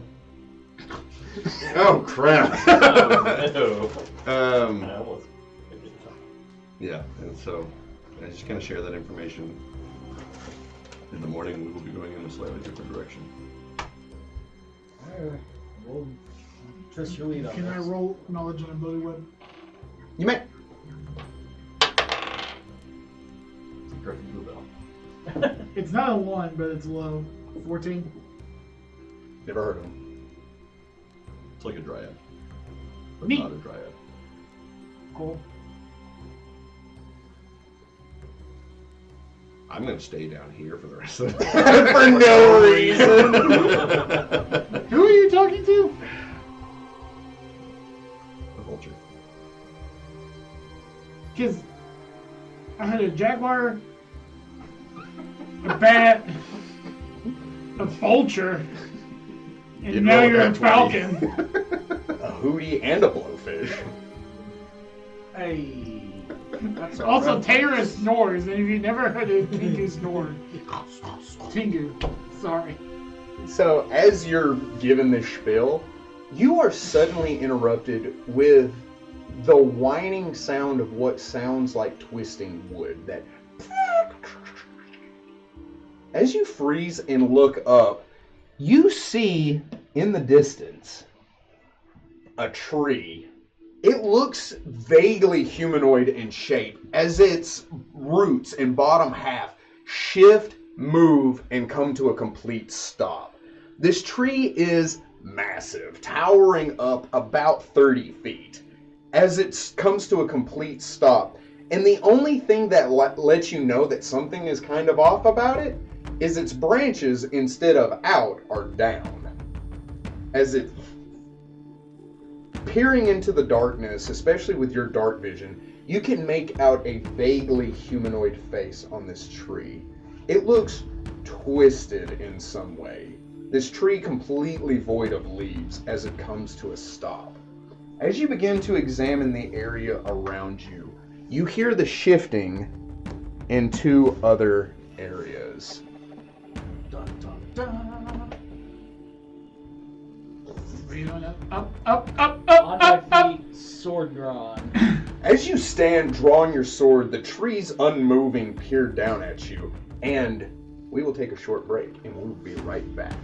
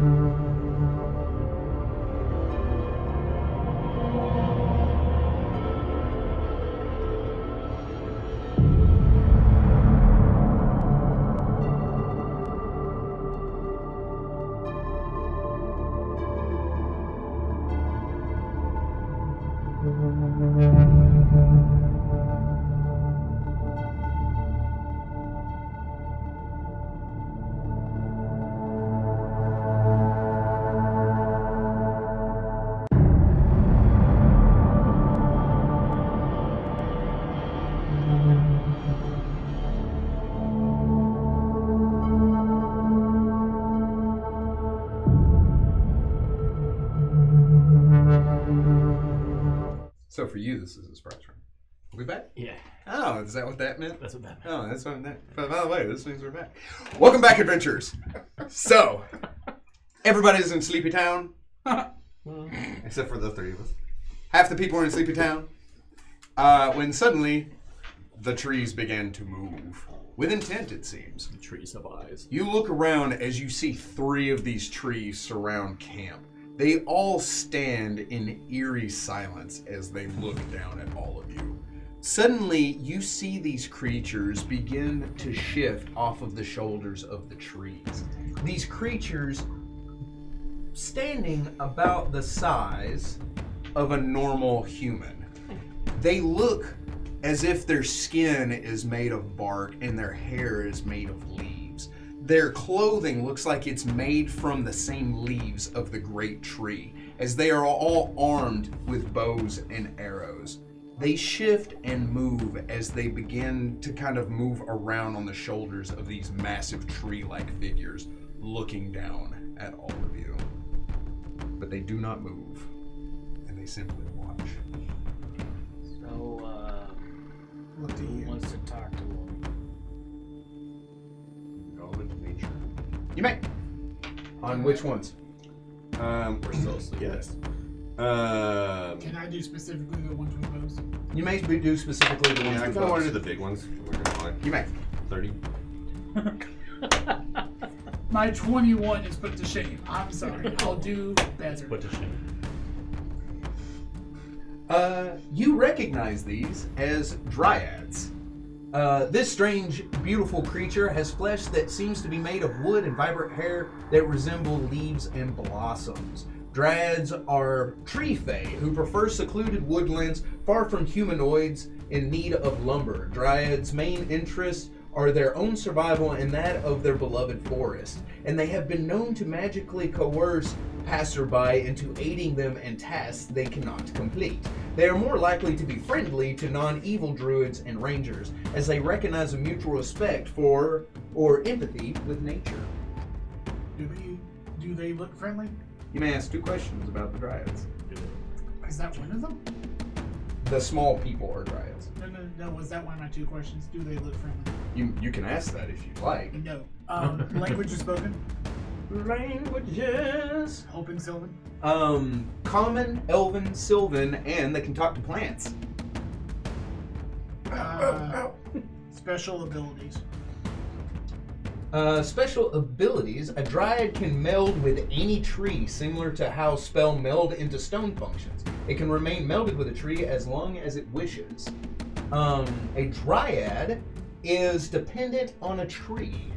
So dryads make their home in a tree, and if they leave a certain distance from that tree, they'll start to become sick and die. However, if these dryad are melded with, you assume, the great tree, by extension, these trees count as their home. So in a neat little twist of fate, these dryads have more roaming room than most any other dryads. They also have wild empathy as a class feature. And woodcraft. They get bonuses to shifting wood around. Cool. What'd you get on 30? 30? You would recognize this towering creature as a treant. This animated tree's bark is knotted into vaguely humanoid features with branches for arms and roots for legs. Treants are guardians of the forest and speakers of the trees. They are the words. As long lived as the forest themselves and seeing themselves as parents and shepherds rather than gardeners, treants are slow and methodical in most things, but terrifying when forced to fight in defense of their flock. You said 30?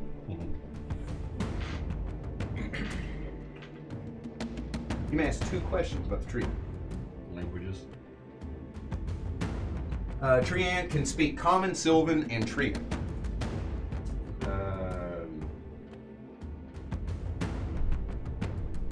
Weaknesses.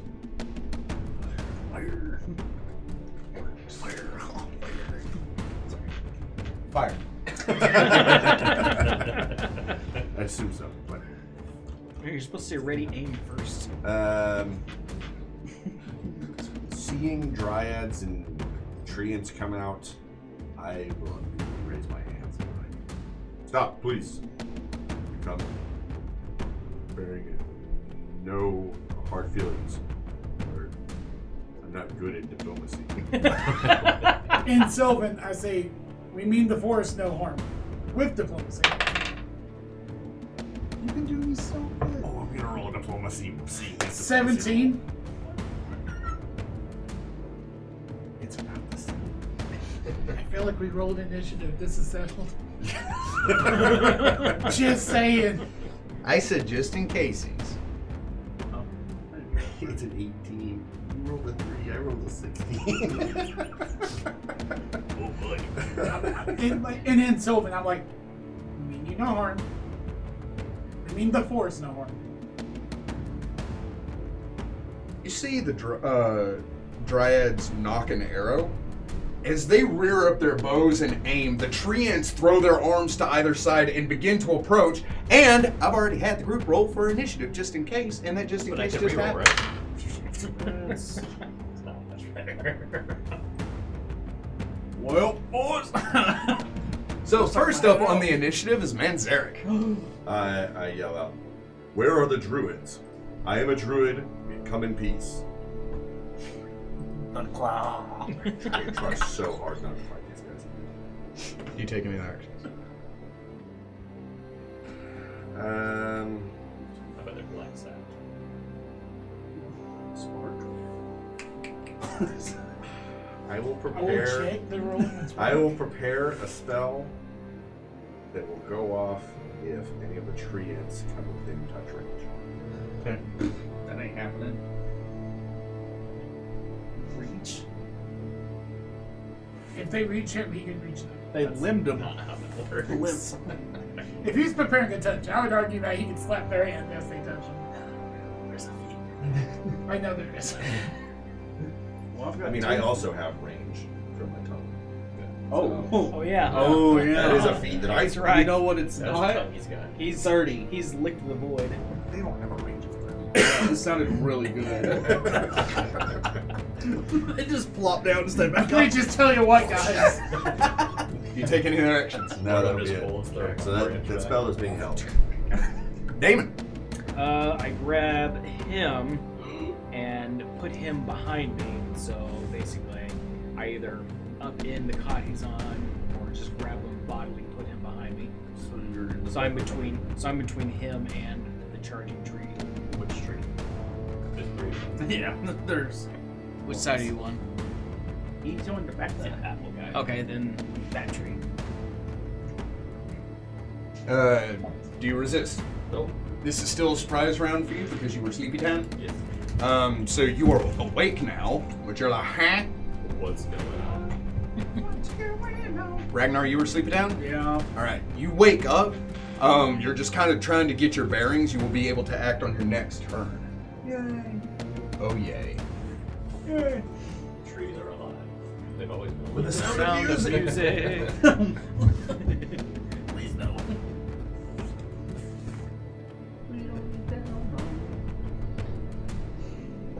whip their limbs back and forth?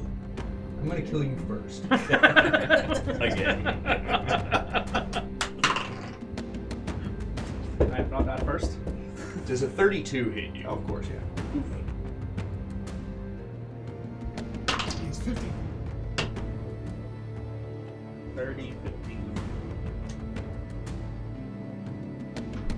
The treant steps over. It lifts its massive arm and it slams down into you, dealing 14 points of damage. Does a 24 hit you? Yeah.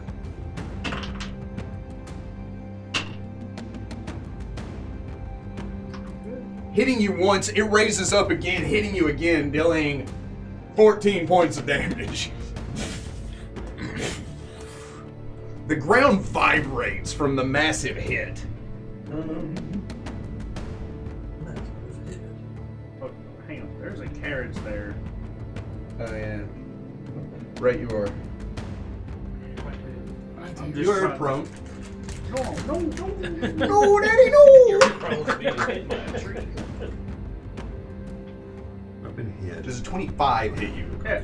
Prone. I'm assuming I take negatives to AC. Yes. 15 points of damage. Ow. Does a 30. Yes.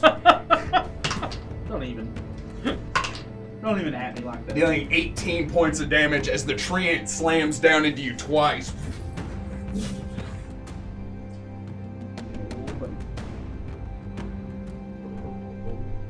Couldn't have talked him out of this, could you? Tried. I blame you for this. So, real quick, since I was holding a spell, I took damage. Mhm. I got to roll concentration. Hold that spell. Yeah. Here comes the pantry. Oh, 24. It's 10 points of damage dealt plus the spell level. 13 points of damage. because I got weird bonuses. 32. To hit? Yeah. Yeah. Also add your modifier into that. 15 points of damage for the second hit. As the treants descend on the group, slamming down into all of you. Ragnar, you're punched awake by a tree. Yay! Wait, How many times did you say that? I did at not least lose. once. Dr. I'm gonna Stone. turn into a tree and fly up in the air. Oh, wait. Can I take a 5-foot step back, please? Oh, yeah. That tree's within 20 feet of me. I'm going to deploy the bomb. Remember, I can do a thing where I can switch out discoveries once per day. This bomb has this sickly green energy about it, and I'm going to throw a flesh-eating bomb at this treant. What if it doesn't work? It does 1d8 to organic matter Oh. instead of 1d6. So, if it has an AC bonus from armor, it gets a different kind of save, and I'm assuming they all have a natural bomb. That was That dangerous. was so aggressive. Impressive. 19 to touch. You think this thing's easy to touch? Yeah. The Dryad beside it also needs to make a dex save. Would you? I am trying. A dex save, you say? Oh, these guys are made out of decks. Wooded. I'm not engaging you. I don't think that saves. Okay. So she'll take minimum of 6 damage. He takes 16 points of damage. I like those numbers. You throw this vial as the treant stands there and it hits over its face. You see the bark begin to melt away. In doing so, you see this black sap spew from its from the wound on its face and spray the immediate area, but it is just too far away from you to hit.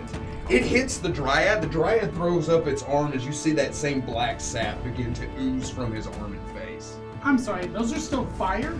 It didn't change the type, it just does higher damage during the burning matter. So it's still fire on top of. So how much? I did 16 to the treant, so it's 24 with 1.5.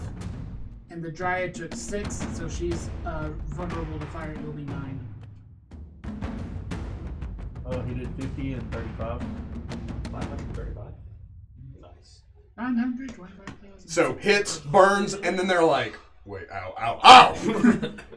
It's a slow burn. Oh, we. Yeah, I saw that. I was like, I'm in the woods. Do you take any other actions? Grind's free. Is Ray Otto asleep? Assuming not. No, no, if I came down, I would assume he's probably still prone, but not asleep. So, who's that beside me? The mace. Damon. Juan. Okay. I'll then shout at Taris, Taris, I hope you're up! Honk. And that is my turn. I'm sorry. This one comes at Rayot. This one's coming at Rayato. Uh-oh. 13 to hit prone Rayato. No. And flat-footed prone Rayato. Yeah. Well, prone doesn't matter against ranged. So, Yeah. you actually get bonuses for that. So, no, it doesn't. Fun. This one coming at Perry. Oh no. An arrow? An arrow. Yes. You can grab it. No, I'm not. Stab him. Grab and stab. 25. Yeah, my flat footed, yes. Oh, yeah. Oh no. Oh yeah. You get the second Oh, thing. no. Oh, back Dealing 6 points of damage as an arrow slams into you. This one coming at you, Ms. Eric. Okay. 24. Yeah, that'll hit. Dealing 2 points of damage. Oh no. This one coming at Damon. 22. Yes. 7 points of damage. And this one coming at Rayato. Sorry, Dr. Tom. That one's keen. I got hit by a tree twice. 19. The Dryads unleash a volley of arrows into the group. Everybody is awake now and ready for combat. Start of the initiative again, Manzarek. Take a free 5-foot step. I did not lose that spell. I need a fortitude save from my guy here. Big guy? Don't you need to touch him? Yeah, Yes, with it's my a tongue. pretty reach. Tongue. He's Did you roll to looking. touch him? I don't have to. It does not ask me to do that. It just says that it's within range of touch. It does not ask me to No, touch you it. still have to make a touch attack. Where does it say that? Range touch. Anything that's a range Yeah. touch, you still have You to have to touch make a it. range okay. touch. Did You you have- get it's not a range touch attack, it's a melee touch attack. It only asks for the fortitude save. Strength plus BAB. Oh, shit. You think treants have fort? No. This stays right at the camera. Does a 13 hit him? Yeah. Touch? Okay, good. Almost twice. Cool. I need to go see. You hit the broadside of a tree. Yeah, I'm still afraid. Does a 29 succeed? Yeah, so he'll still take. Keep going. It does the strength. Keep going. Roll Takes 11 points of damage. That's a lot of rolls for 11 points of damage. Yeah, well, it's halved. Oh, yeah. As he is hit with blight. He's already win. That's not right. You can plan on that. My turn. However, Rayato is going to stand up. Yep. Next Okay. And? And is going to provoke anything that he has to attack the Dryad that is yonder. The Dryads are riding on the shoulders of the treants. 30 feet You in the said air. that. I forgot. Yeah, so they are 30 feet in the air. Alright, well, he's just going to go and attack this guy. One of my Next favorite to him. things, this guy? Yeah. One of my favorite things that Amos has ever said is you chop down a tree from the bottom. So, I assume that provokes. Where's the lie? Oh yeah. Where's the Oh. logic in not doing that? Here comes some smash. Dryad smash. 31. Yeah, that'll hit. 20 damage even Oh, as Rayato yeah. runs at him. Probably wasn't worth it. Does a 23 hit? 23 will strike your treant. takes 9 points of damage. With his fire claws, right? Just his normal claws. Magma claws. As Rao takes the hit, rolls on the ground, stands back up, and just bites into the bark of the leg of this tree. Do you take any actions? Oh, yeah. Love it. Look at the Wait. druid killing nature. Wait. I don't remember if this is a free action or not. Crying is always free. Go ahead, and I will do something if it's a free action. All right. We'll move on with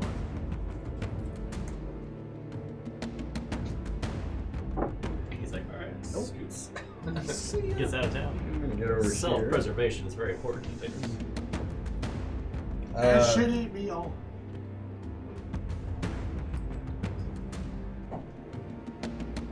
That may not hit. Ruh-roh, Raggy. Terrace is Made made out of That was AC. rough. man. It's cold in here, man. That's what she said. That will still hit Terrace. I just didn't stutter. No, I know. I don't think you intended to not stutter. Owie! Terrace takes a step back, stumbling from the hit. Ugh. He puts his goggles on. Oh yeah, it's a tree. just as I suspected. Just as I suspected. Damon! Haha. Murder. You overwater them and they will die. Drown them. Drown the trees. Any day. Yeah. Okay, fine. Schmite the tree is a free action. And Which one? oh, I divine, sorry. And then I run up to it and I'm gonna hit it. Which one? The one the closest to it. That one. Yep. Does he have combat reflexes? Is that an attack thing too?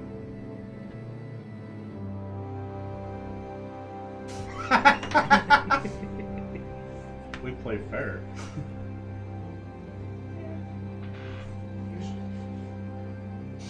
We play in our favor. What are you doing, Amos? I'm gonna hit it. Oh yeah, huh? Okay. I forgot about that.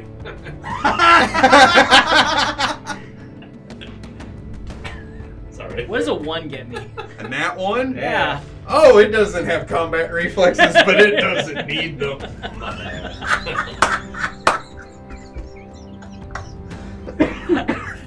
Retry. So it looks down at you as you run towards it. You kind of like stumble. It's like, now's my chance. It goes to swing. A branch catches on the cape of the dryad on its shoulder, and it just flings it to the ground. Because Why not? why not? Does One the for dryad one. take fall damage? Oh my gosh, that's funny.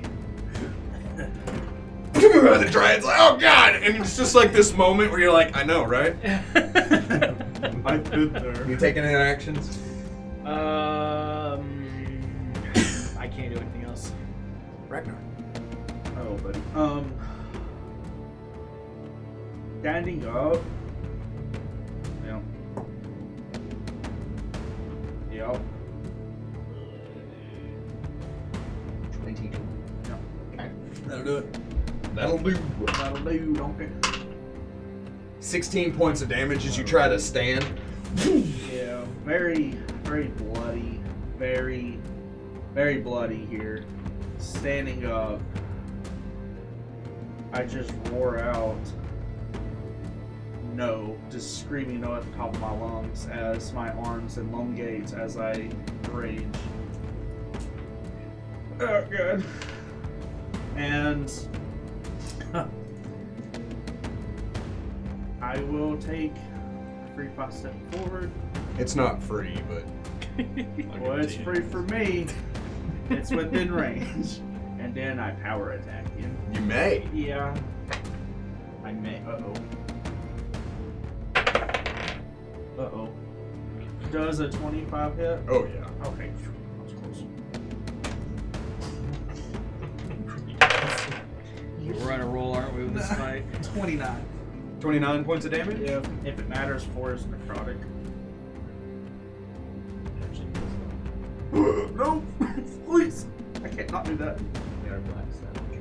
You run up to it, swinging wide as you cleave into this tree in its side. It roars out, that black blood spewing from the wound as you rend your blade from it. Something you notice from that hit. Yeah. Never mind.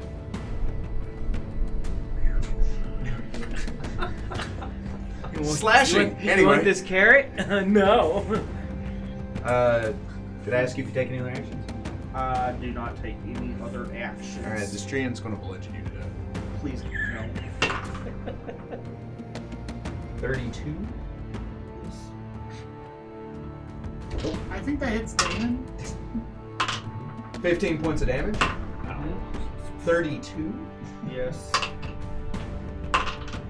11 points of damage. He hits hard into you. You see Ragnar standing there, that black ichor rolling from his eyes, as a whole ass tree just punches him in the face, and he just tanks it and just. Damon, I'm gonna give you brain damage. Here it comes. Nat 20. Dang it. Rip threat. 21. No. You lucky. 12 points of damage. 32 for the second hit. Yes. 16 points of damage. As the treant punches down at you, you hold up your shield last minute as he starts just nailing you into the ground. Paying train on Rayado. Okay.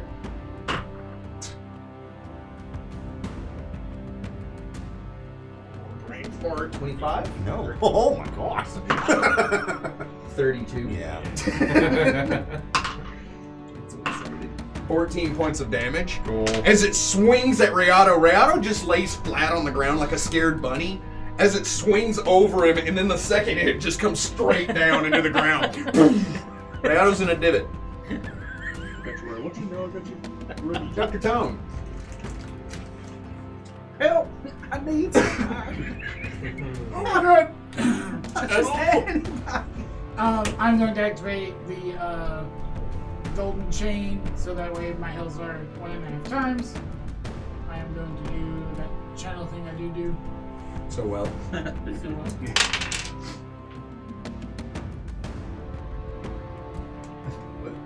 Average is average, my I guy. guess I rolled a 6 and a 1.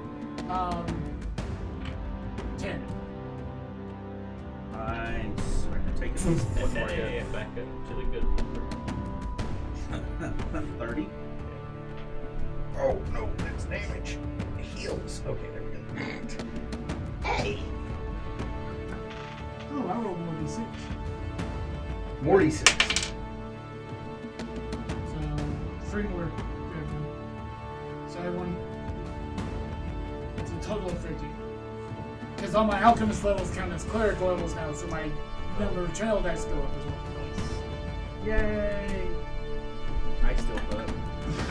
Do that on a t-shirt too. Do you take any actions? I'm action done. Perry the wizard! Harry? Do you have your little thingy? Your thingy thing? A circle of pain? Oh, you're gonna try to get. Pain circle? Oh no. They're not that close together. Yeah, they're pretty close. You can get all 4 of them. 100%.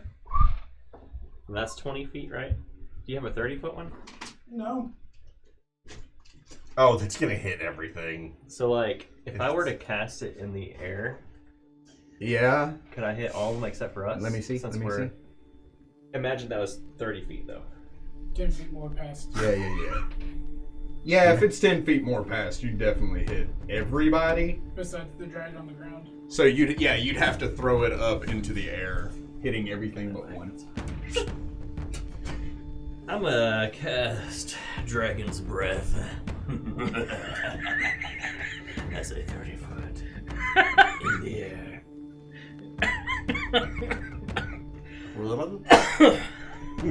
Not fireball? Actually, no, you're right. It'd have to be Fireball. Because that's a from me cone. Yeah, that's That's a Does Fireball explode in a 30 foot? No. 20 foot. So you can definitely hit. I'll hit them guys. Yeah, I mean, yeah. You may be able to. If the dryad is riding the tree in. No. Yeah, he'd only be able to hit those 4. Alright. I mean, 4. Do they have 4 is more than none. spell resistance? No. Why do you ask? Then I need a reflex.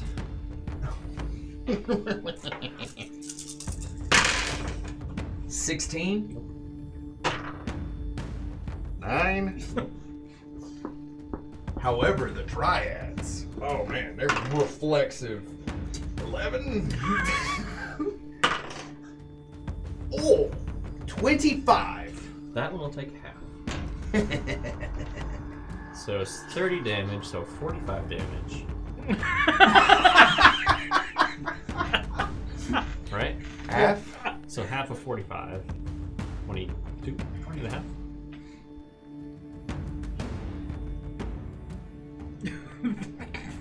I feel a lot better about this combat encounter.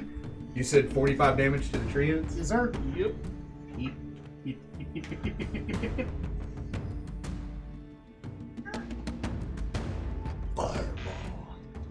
I didn't ask how big the room was. I said I cast. Just make a character that's very chaotic and just like fire resistance and just firing everything that hits him. Wonderful. You throw the orange bead up into the air. It explodes out as you see the dryads just turn into ash on the shoulders of the treants. The treants roar out, throwing up their hands as you see the bark and twigs begin to burn away from them. Do you take any actions? No. Actually, yeah, I'll draw my bow out.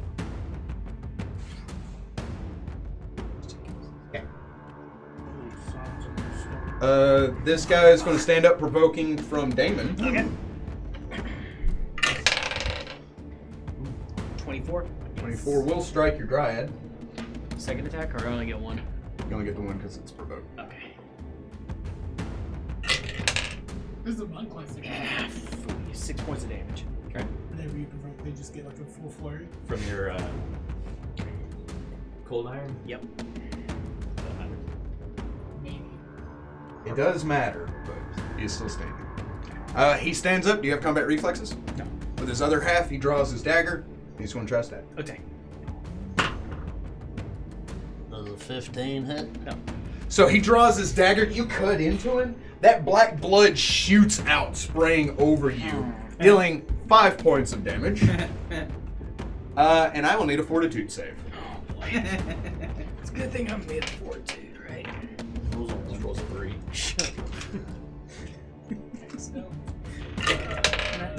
Oh, trees. Is it really?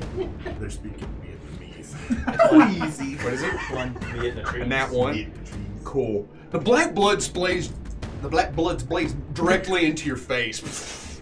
You kind of take a step back as you feel that miasma start to roll over you. You feel that control starting to take over your mind and the screams in the distance. But this is something that you have felt before, and you know how to combat it this time. As it begins to overtake you, but you feel like maybe not permanently. Okay. He is still going to stab at you, though. Okay. The 9? Oh wait, I already rolled to stab, didn't I? Anyway. So black blood sprays on you as he kind of like takes the hit and then he, ha!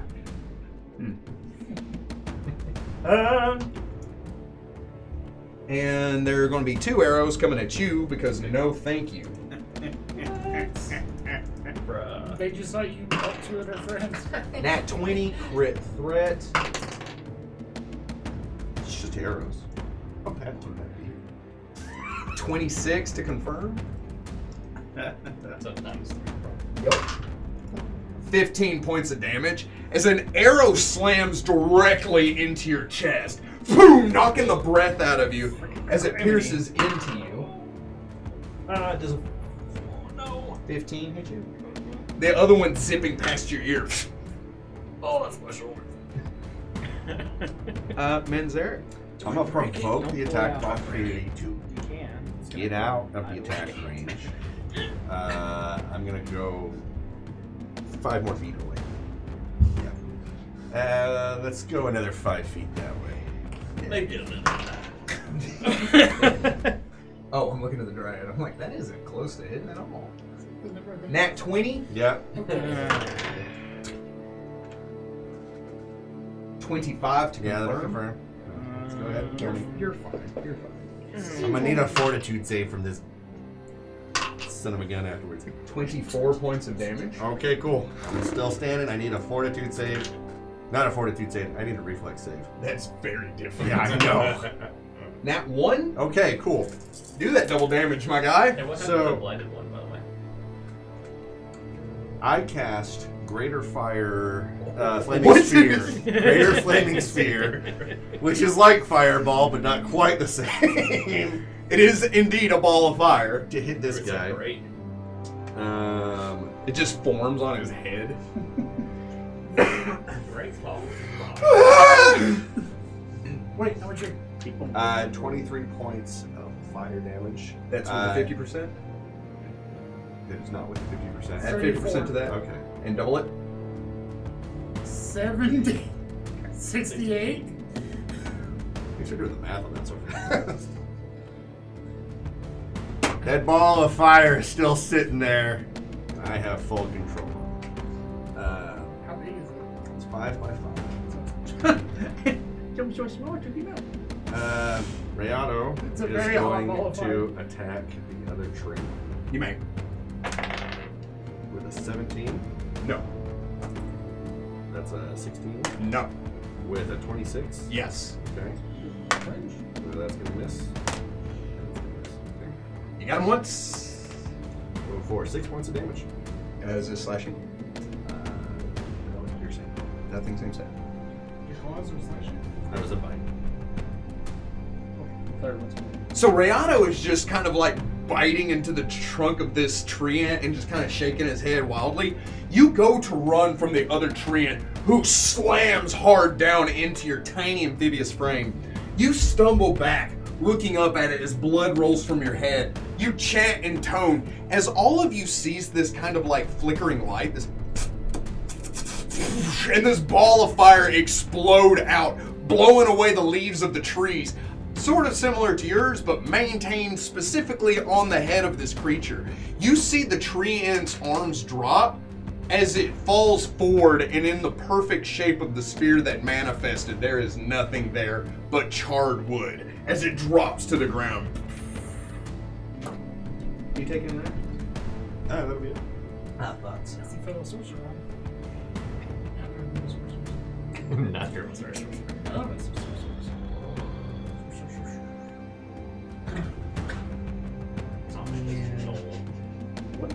You do crappy stuff like that all the time. Don't.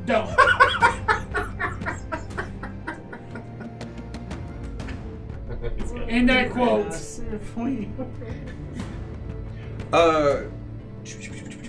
Tayrus runs up behind you, Damon. He grabs you on the shoulder.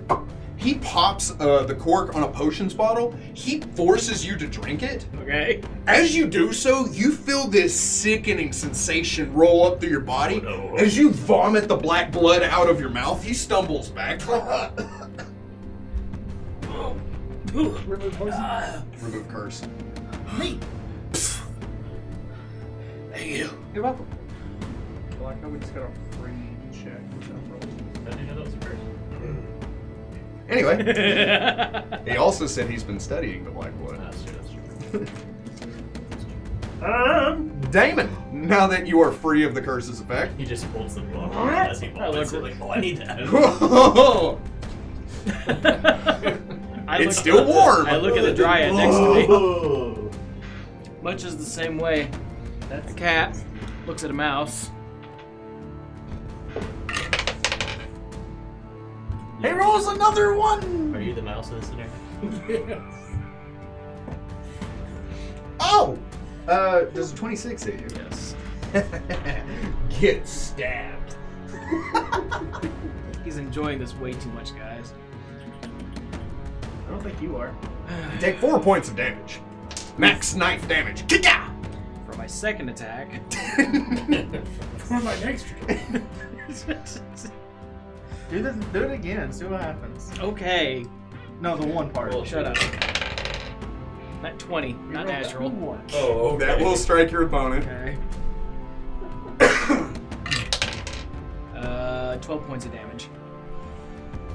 On the nose. Woo! God, freaking cram it. As you kind of like vomit, you turn and look at Terrace, you're like, thank you. Ow! As you turn and look at the Dryad, he's like, thank you. You slice into the Dryad, cutting him in half, taking 4 points of damage, and I will need another fortitude save. 27. You're good. It sprays over your face again. Terrace kind of steps back and watches you as he's just like, I don't have a lot of those.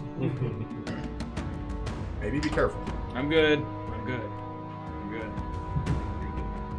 good. Do you take another actions? Ragnar. I power attack. You may. Nat 20. Crit threat, roll to confirm. Nat 20! Confirmed crit! And then That's gonna confirm. Yeah. a 30. 30 will confirm. How much is it regular twice? Is it double damage normally? No, it's triple. It's a triple normally? So quadruple damage.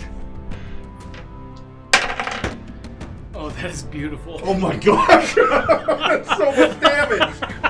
I also have the killer feat.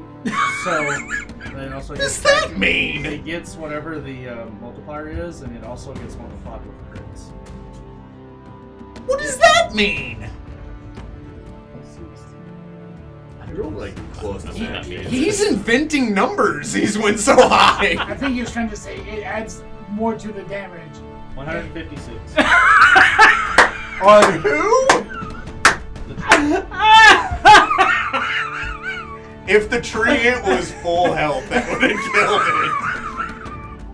it. Oh my gosh! Nice. You know what? Just for reasons. Just for reasons. There is such a thing as overkill. So In Magic the Gathering, we call that trample. you stand there, bloodied and ruined, as you look up at this thing. What would Ragnar say? Ragnar. What would Ragnar say? Ragnar would look at it and be like, now it's my turn. And just chop, chop, chop, chop, chop, chop, chop. Annihilate. From the bottom up. He starts spinning really fast. Ragnar don't play that game. No, he Tasmanian chops a devil. tree from the top down. As he rears back, he swings up at it. You all feel this torrent of air rush over you as it hits the tree with this cacophonous boom that sends this concussive wave past the tree and boom! You see the black blood spray backwards as the tree end stands there, and you see it begin to peel from the outside in. As you hit it so hard, it splits in two, and the two halves splinter into pieces, flying off into just kindling into the distance. The Dryads are nowhere to be seen. You believe that they have moved on to a higher plane of existence. Or lower, depending Or on lower. I will turn to the other one Wow. and say, this is how we play the game. And he will take and move. Oh, that's right. He still has his movement. Well, did you attack with the intent of multi-attacking? But I didn't. You Well, have to even use a if- full round to be able to attack with all of your attacks. I only attacked I one didn't know time. if it was you declare the first attack, and then if you go for a second attack, that's the full round action. He didn't roll for it. The way we've always played it is if your target dies before you do your full round attack, then then you can just move. Because I do that with the enemies. I do allow you to do it. Probably. I'm going to move. You want to look? Oh yeah. Oh dude, that's so cool. You have 15 foot reach or 10 foot reach? I only have 10. Only I move to 10 feet from him. Potentially provoking. If he doesn't. If he so chose. He does. Are you on 15 feet because of the angle? No, because he occupies all 9 of So those he has squares. moved within the 15? No, he's well. If he's on the edge of 15, then he hasn't moved he's within moved within the He's moved 15. within. He also has to move within 10. Can he attack the triad from there? I would say Tree. I could attack it, so he could attack me. Yeah, he has So a he has longer reach than you. So He's 20 even? Yes. hits. Yes. I forgot who I was hitting. It's not hard. You would have hit me, but that's. 17 points of damage. As you rush up to the other tree and he hits you hard. Bleeding even more profusely. Profusively. Use of fire. Oh, what? This. I'll find a name changer. Haven't seen. Oh, no! Oh gosh! I was in the single digits and went up to double digits and back down to single digits. But you moved to the other tree. Oh yeah, there's a reason. I'm gonna kill it too.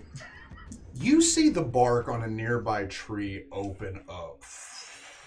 You see this beautiful woman step out from the tree, her lower half twisting roots that reach into the ground, her upper half that of a gorgeous woman.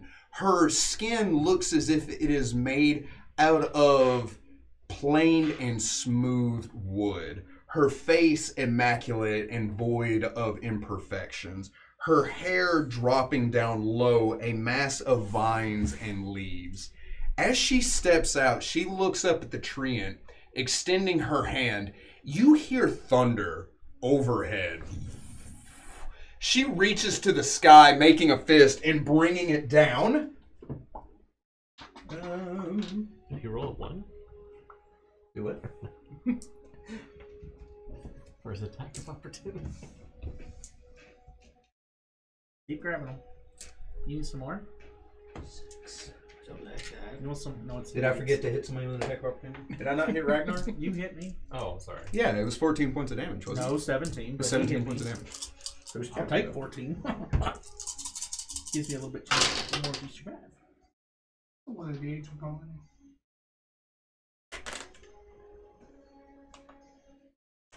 The neat thing about calling, even while you're wild shape, it's still like even in the other 35.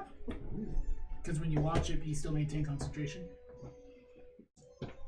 So just the giant polar bear, just like the eyes glow lightning blue, and just.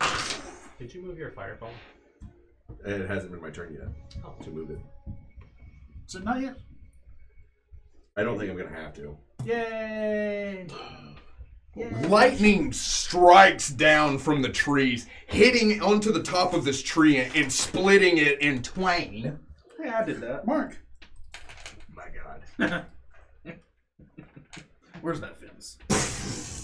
As the tree leans back, freezing in place, charred and blackened with embers that glow in the night and that sizzling, cracking, popping sound emanating from its corpse. Everyone, please gather up.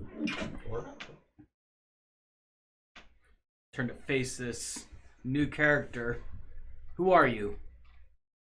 My name is something. Hang on. Something. My name is Mora. Taylor's history. The blue token? That's history.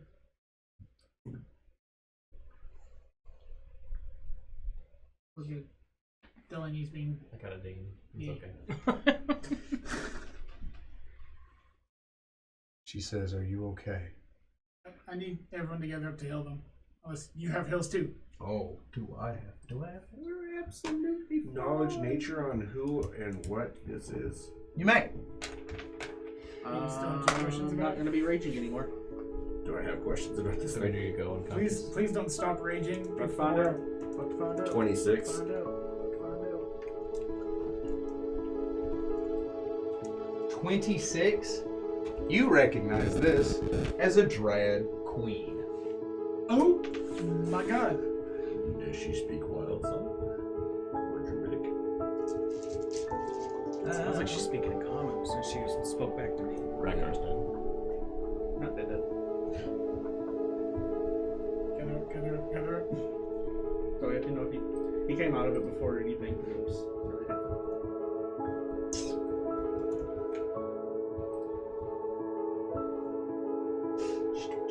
Face rot in the mud.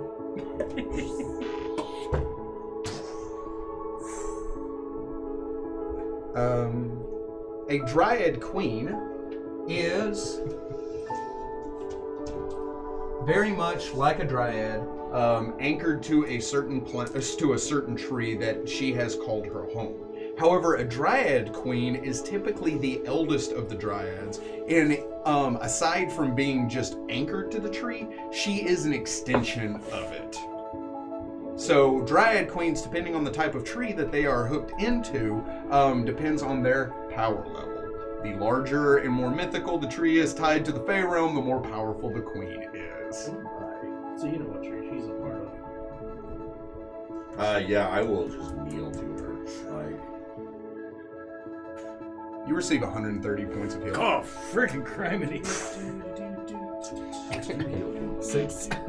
So I had prepped a cure moderate wounds healing bomb. Mhm. It was about to do to Ragnar as like that heal goes off, so it still goes off in my hand. And if everyone grouped up, So after that thing died, I would just come out of rage as if regaining consciousness again 15. and just fall straight forward onto the ground. Everyone heals 22. Nice. I heal 150. Tayrus is looking down at you questioningly, as if the Dryad Queen is not his focus, it is Ragnar. oh yeah, I kneel to her. I look at Taylor's and I just go, I get up. yes and no. Also, you too, I'll kneel too, not really knowing what's going Looking on. but around. Understanding this might be some sort of nobility. I need to roll that. It's not nobility in the common sense. Alright, cool. Yeah. But just recognizing him, like, oh, okay. Well. I'll stand up, look around, and see her kneeling. I sheathe my sword.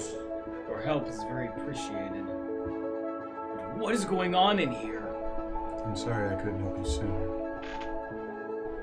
I could sense that something was wrong. I knew the treants had turned. As well as... She looks down at the dryad that you had cut down. My people. She looks to you. Rise. Take like a couple seconds, and I'm like, I finally get up, and I'm like, I am not worthy to be in your presence. Nonsense, Manzarek. You've come far since last you came to the tree. You're powerful. She looks at the treant that you had moited. More attuned with nature. It reflects that in Rayado. You've done well, and I know why you're here. She says, I have actually come to ask you for help. How can we be of assistance to you? Taylor says, if I had to guess, it might be something to do with the black blood. He looks over at Damon. She says, yes, it's true. The tree is infected. From the base. The roots. I've seen down there. Have you? I mean, yeah. There was someone down there. They could see me. It was some type of vision. But they saw me. They were doing something I can't remember. What did they look like? I'm trying to remember what that character was. It was a druid though, right? You saw a man with long hair and a matted beard. He had long hair, matted beard, didn't look too clean. I didn't recognize him. But he saw me and he seemed to know he knew my name. How did you see him? The Ripleys. I was shown a vision by their green speaker. Sounds to me as if you have seen the Mad Dreamer. The what? The Mad Dreamer lives beneath the roots of the great tree. He's a guardian to the plane of dreams that lie adjacent to the Fey realm. The tree acts as a conduit for the material, the ethereal, the dream world, and the Fey realm. These four planes intersect, specifically where we stand now.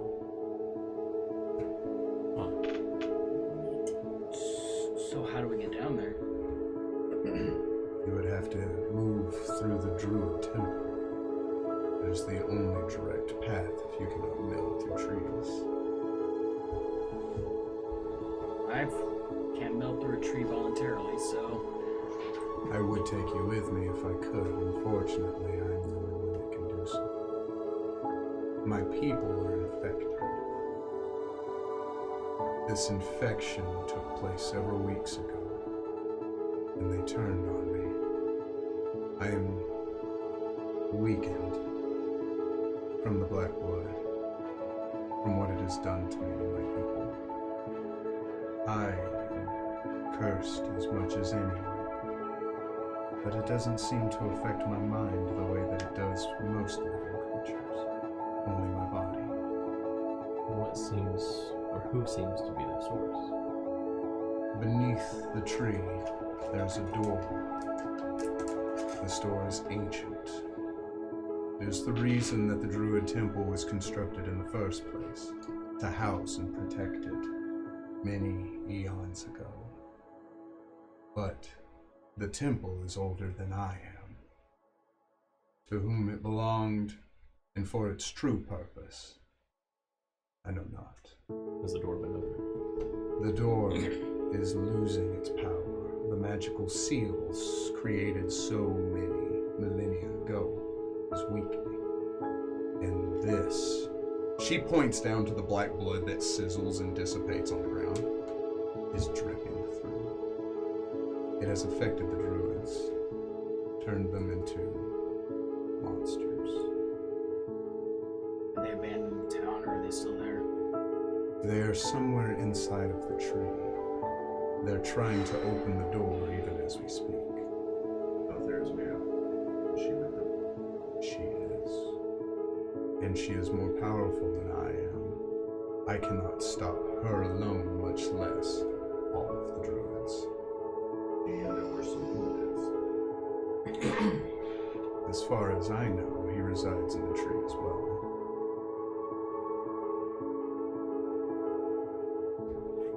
His vulture came to us. But yeah, told the rest of the party. Entirely. But I do not believe Saloon is infected. This curse is clever. I hope what you say is correct. But I wouldn't trust anyone. We've had a test so far. I don't know if 100% is foolproof, but I did cut his bird, and it did not leave black blood. I wonder if an animal companion would still trust its master even after they've turned. I wonder if the black blood would refrain from infecting anything it came into contact with. I don't know if it has a choice. If it did have a choice, it would be wise for it not to infect a messenger that came close to you. Was Rayado affected? And like, pausing this conversation, was Rayado affected? I don't recall us ever determining that, yes or no. I don't believe so, because it was the wine that infected everybody. Rayado did not drink. Yeah. Yeah. And Rayado was not in direct contact to any spray of the black blood that I remember. Okay. And if he did, he passed his fortitude save, because I don't recall him being infected. Okay. I'm sure we have viewers out there that can remember him. Correct me on that if I'm wrong. Manzarek says that he's going to take us to meet this druid. Do you you want to come with us? Are you safe? We can protect you. The fewer people that know about me, the better. I may be the only thing that can help you reach that door. You are the only thing that can save my people. I have good news. The door requires a key to open. The keys are as old as the door itself. When similar issues happened before, we knew where the key was, but this would be a different key. What does the door have any sort of recesses in it? It does. Can you describe the shape? She says, it is that very similar to a teardrop. Upside down? Yes. Trying to think of what a heart would look like.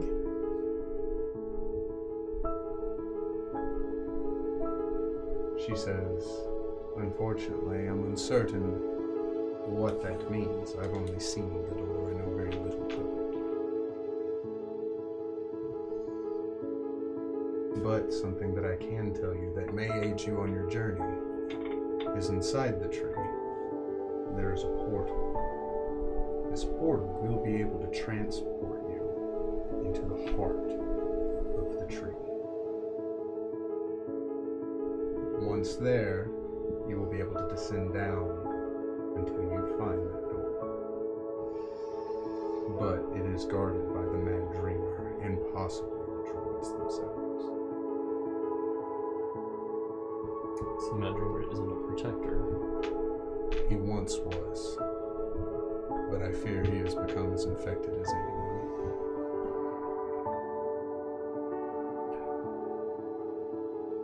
I think I need him. Why? Taris asks. To help with the dream. The other half of the good news is it seems like once you destroy the particular leader of the Black Blood at this location, any that they had infected come back too, as if the infection was not. Assuming that leader isn't the Great Tree itself. I doubt it's the Great Tree. The Great Tree has not fully succumbed to the Black Blood yet. That is why I am still here. There'd be a patient here. Darum infected Melkor. Melkor infected Drimport. When we defeated Melkor, Drimport. If this first infected truly is Belthera's Mia, there may be no stopping it. Is she that powerful? He is the leader of the druids. An archer in the head.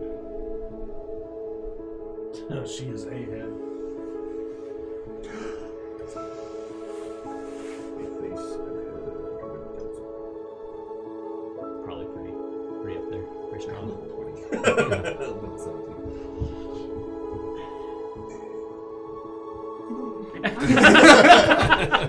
With her head.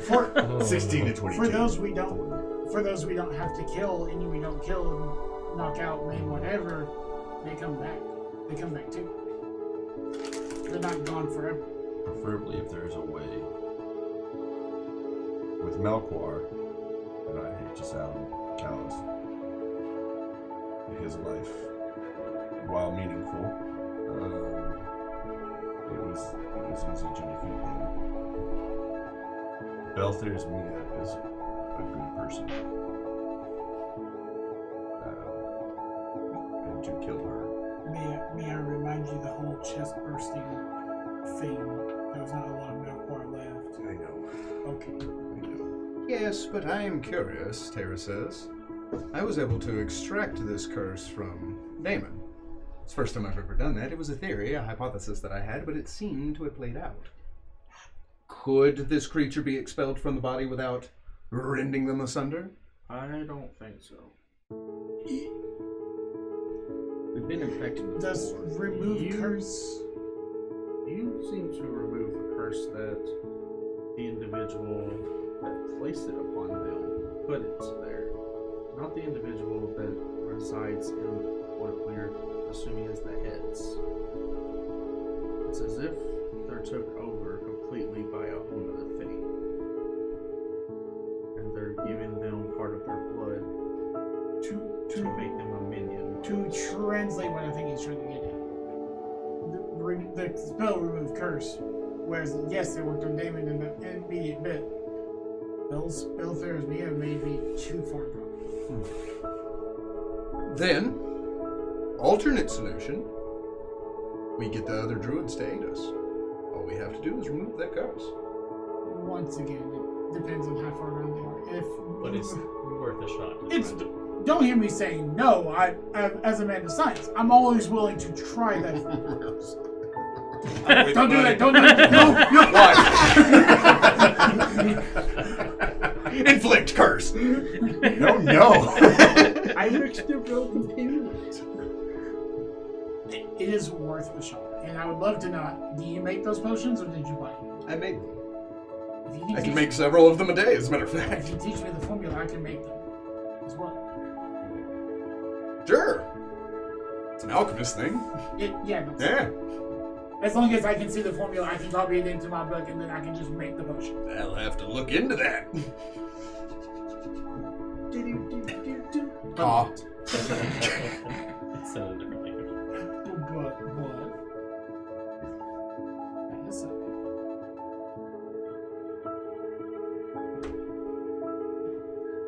There's a giant nymph right there, and I just don't know. Giant, sorry. Giant. Is she normal sized? Yeah. Medium creature. Well, you've had medium creatures that are like 12 foot tall before. I haven't. Maybe 7 foot. 7.5. Dungeon is only like 5'2", 5'4". A giant woman. All Reminds me think of his boss. When he was like, I turned into a large creature. Well, let's That was see a what different happens. campaign. Wow.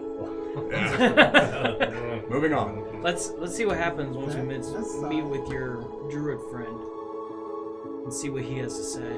Is there any assistance you can find for allowing us safer travel to the tree? or safer travel to the grove. He told us we needed to go to. Oh, okay. Hey, by the way, we're going to a grove. We're not going to the temple. We're going to. Because the jaguar yelled at the vulture after the bat yelled at the vulture. Who's the monkey? That's the my bat- second Lion King reference. Meanwhile, Damon's just sitting there reading his book. The bat honked. The bat did honk. I heard that. That's going to be the title of my next book. The bat honked. It's like a small child's. It's a Douglas Adams inspired fantasy. Halt 2, Halt 3, Halt 4. What was the name of the grove that you told us about? Well, I don't know what the name of the grove is necessarily, but it is the home of the Buddha-wed. Buddha-wed. I look at Boogaloo. Mid. Yeah, that's right there. I look at I keep wanting to say nymph, and it's not a nymph, it's a dryad. Nymphs are water, dryads are trees. I look at the dryad. Do you know where this grove is? I do. It says, are you sure that meeting with this druid is a good idea? At this point, no. I don't know anything about druidism, so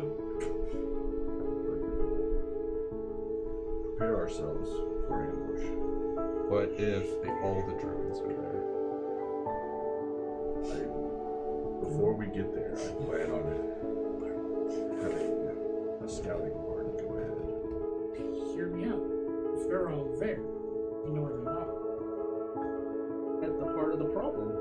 At the tree. Do you have a way to travel via plants? I have a way of communicating with plants. You know how surprisingly not helpful that is? And having Hey, I'm look, Can I'm you gonna take me over here? I'm gonna have Ton of ants. That's called Ant Hall version 2.0. It's called the spell. It's called the spell? Insect Scouts. Which I have prepared. Swarm of frogs.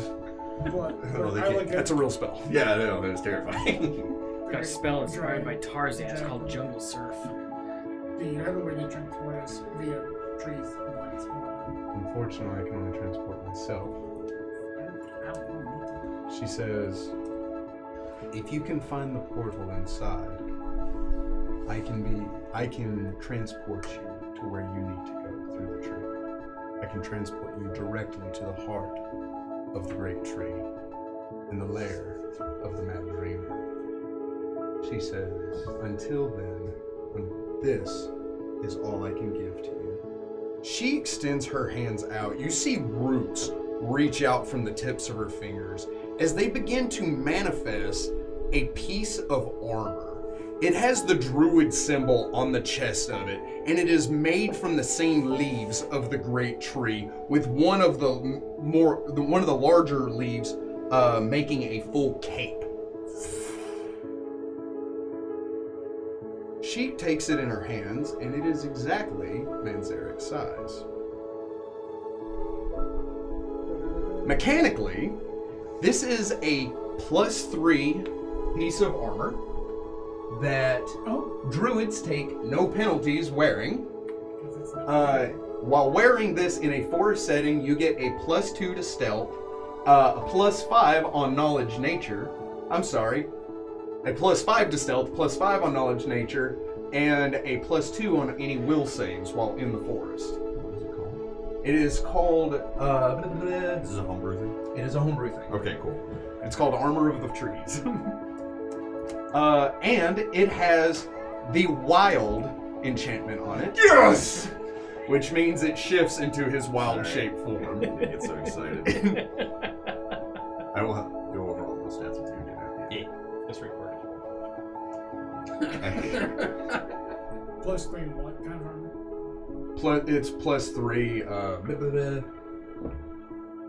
I think it was half plate, technically. That tells other stats as well. Wow.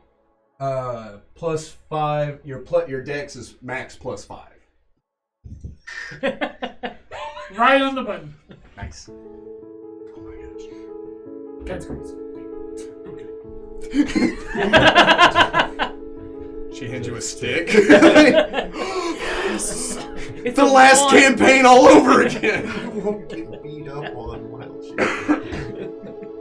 I mean, you will. I still will. My AC's 22. 100% Like, let's you're be gonna real. be.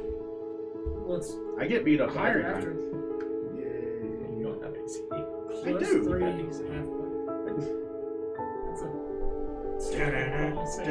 That's the wrong thing. Yes, that's Sports Center. Oh my God. She says, the best I can do for you is I can protect you throughout the night, hiding you from the presence of any other black-blooded infected creatures that may be seeking you out. I can do this as long as I can, allowing you to get to the tree tomorrow. Be greatly appreciated. How far away is this road? It's not far from the tree. Oh, so we can go there. But we're not broken there. Alright. In that case, I'm going to get some sleep. I will watch over you. Pleasant dreams, and I bid you safety. She steps into the tree. So I'm guessing she was someone important in the druid community. I don't know, man. I don't know. She just I thought you knew. She said she. What do you mean? She said she knew you. I thought I was trying to get you to ask her name. Yeah, do I know her name? Mora. Okay. Yeah. Other than Dre. Yeah, she had. I was. That was the Okay. first thing he said. And I have it written down too. Like Her it's sister's considered- I got it before you did. Anyway. Can't make fun of me if I make fun of me.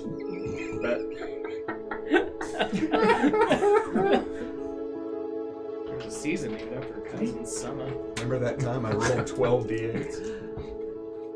It's a normal Tuesday. The ability to What are you transport talking through the about? trees. Do you remember That's a when stupid Shane high did spell. 156 Yeah, no. damage? Shane's Dr. Isaac knows Whoa, nothing whoa, about whoa, that. whoa. It's a Hey, nice first of mark. all- It's a delicate.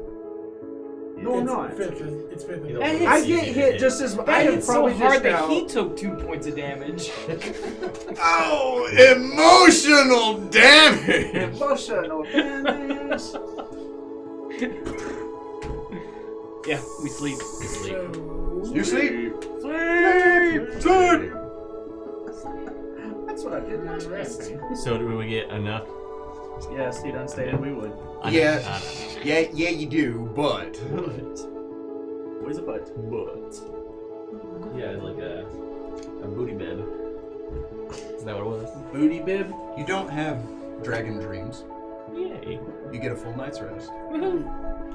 On the morrow, it seems that Mora was true to her word. You were able to travel through the woods unmolested. Shut up. As you and where did you say you wanted to go? The meadow or the tree? Yes, we want to go Tree. meadow. A tree. The meadows. A tree. I want to Meet the cast gods. that spell at least at the meadow.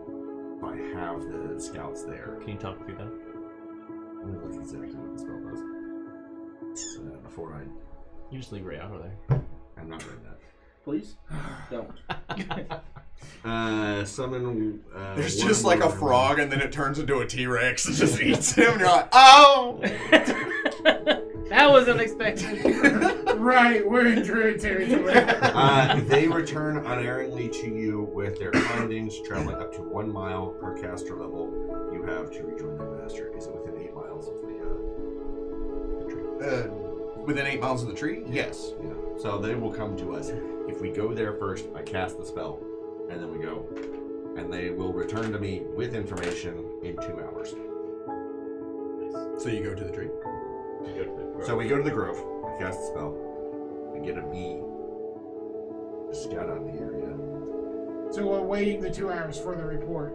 But you don't go into the meadow, into the I do grove. not go into the grove. I just want the bee. You know they're over there, you're like, and then you, okay. So, you head to the tree. It is in the evening. You've traveled the better part of the day. You get to the base of the tree, and it's about at the midpoint of the day where you start passing the roots that extend out to either side that tower over you. Several stories up, and they ramp up at a precipitous incline towards the tree. They rise up with grooves in the bark deeper than a man is tall. You see ever so often one of the leaves laying on the ground, and Manzarek, you were told that the great tree never sheds its leaves. No matter the season, no matter the temperature, and you are finding leaves lying on the ground. Look at the size of that leaf. That would bludgeon a man to death if it fell on him. It is the size of a boat. So. It is now a boat. It's the size of what?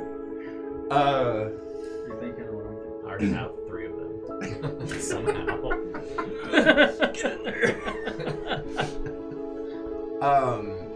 The trees become more and more scarce the closer you get to the great tree. Walking more out into open plains, as you reach the fortress, the temple of the druids, you see that there are these double doors made out of stone that rise high above you, about 100 feet. To put it into perspective on how massive this fort is, that's just the door. However, the roots of the great tree have swallowed up most of this temple, with only a tower here or a wall there exposed, with the roots clinging to it like slithering fingers down the side of it as they're starting to reach in between the grooves of the block in stone. As you walk towards this tower, it is eerily silent therein. The ground beneath you still has the luscious and smooth grass. You do see the remnants of cobblestone walkway with vegetation growing up from it. And Manzarek, you've never seen the door shut before. You don't know how to open Well, we're here. Now what? Now what, man? I Chief.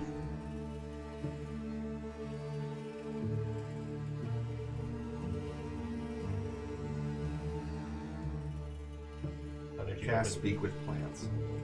And I approach the great tree.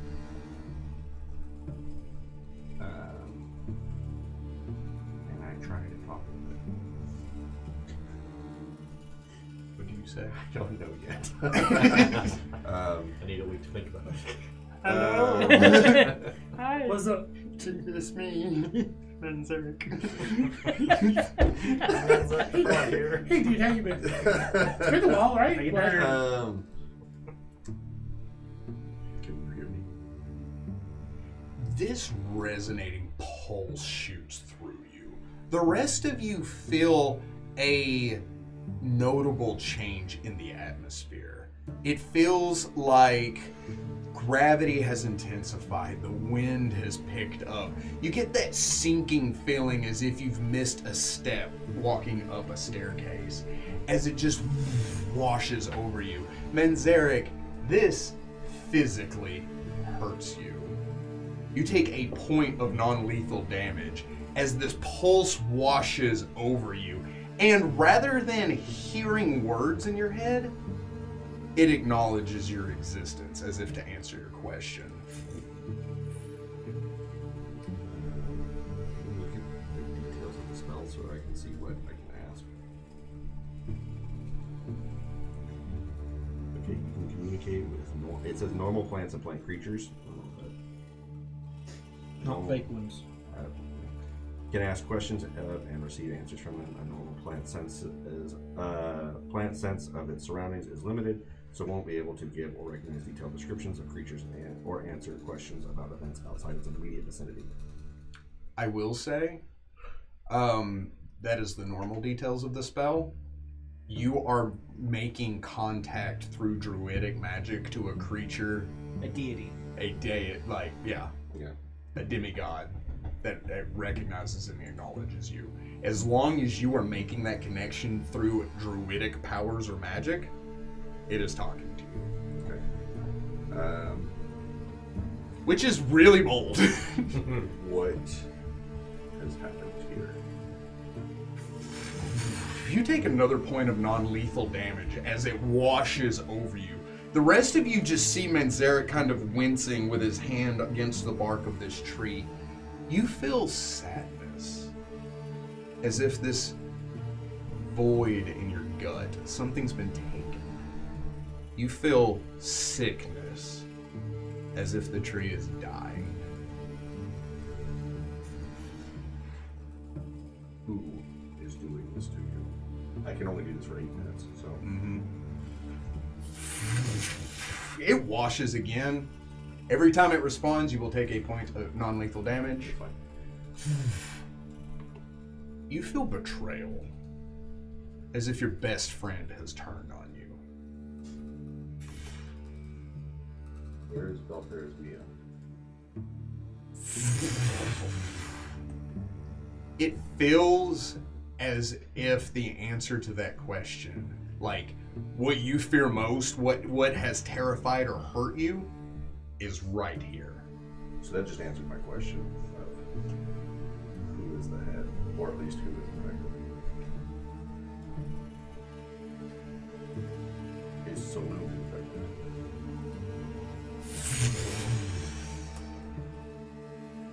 You feel oddly calm about that answer. It hurt, but it's not that same dreadful feeling you felt before.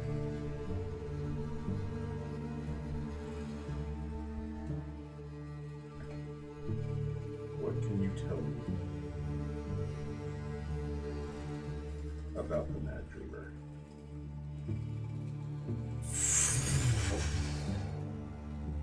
That exact same feeling washes over you. So I calm. Okay, Mad Dreamer's not infected. What else should I ask, guys? You gonna I make don't know what it? you're talking about, buddy. I mean, We don't speak.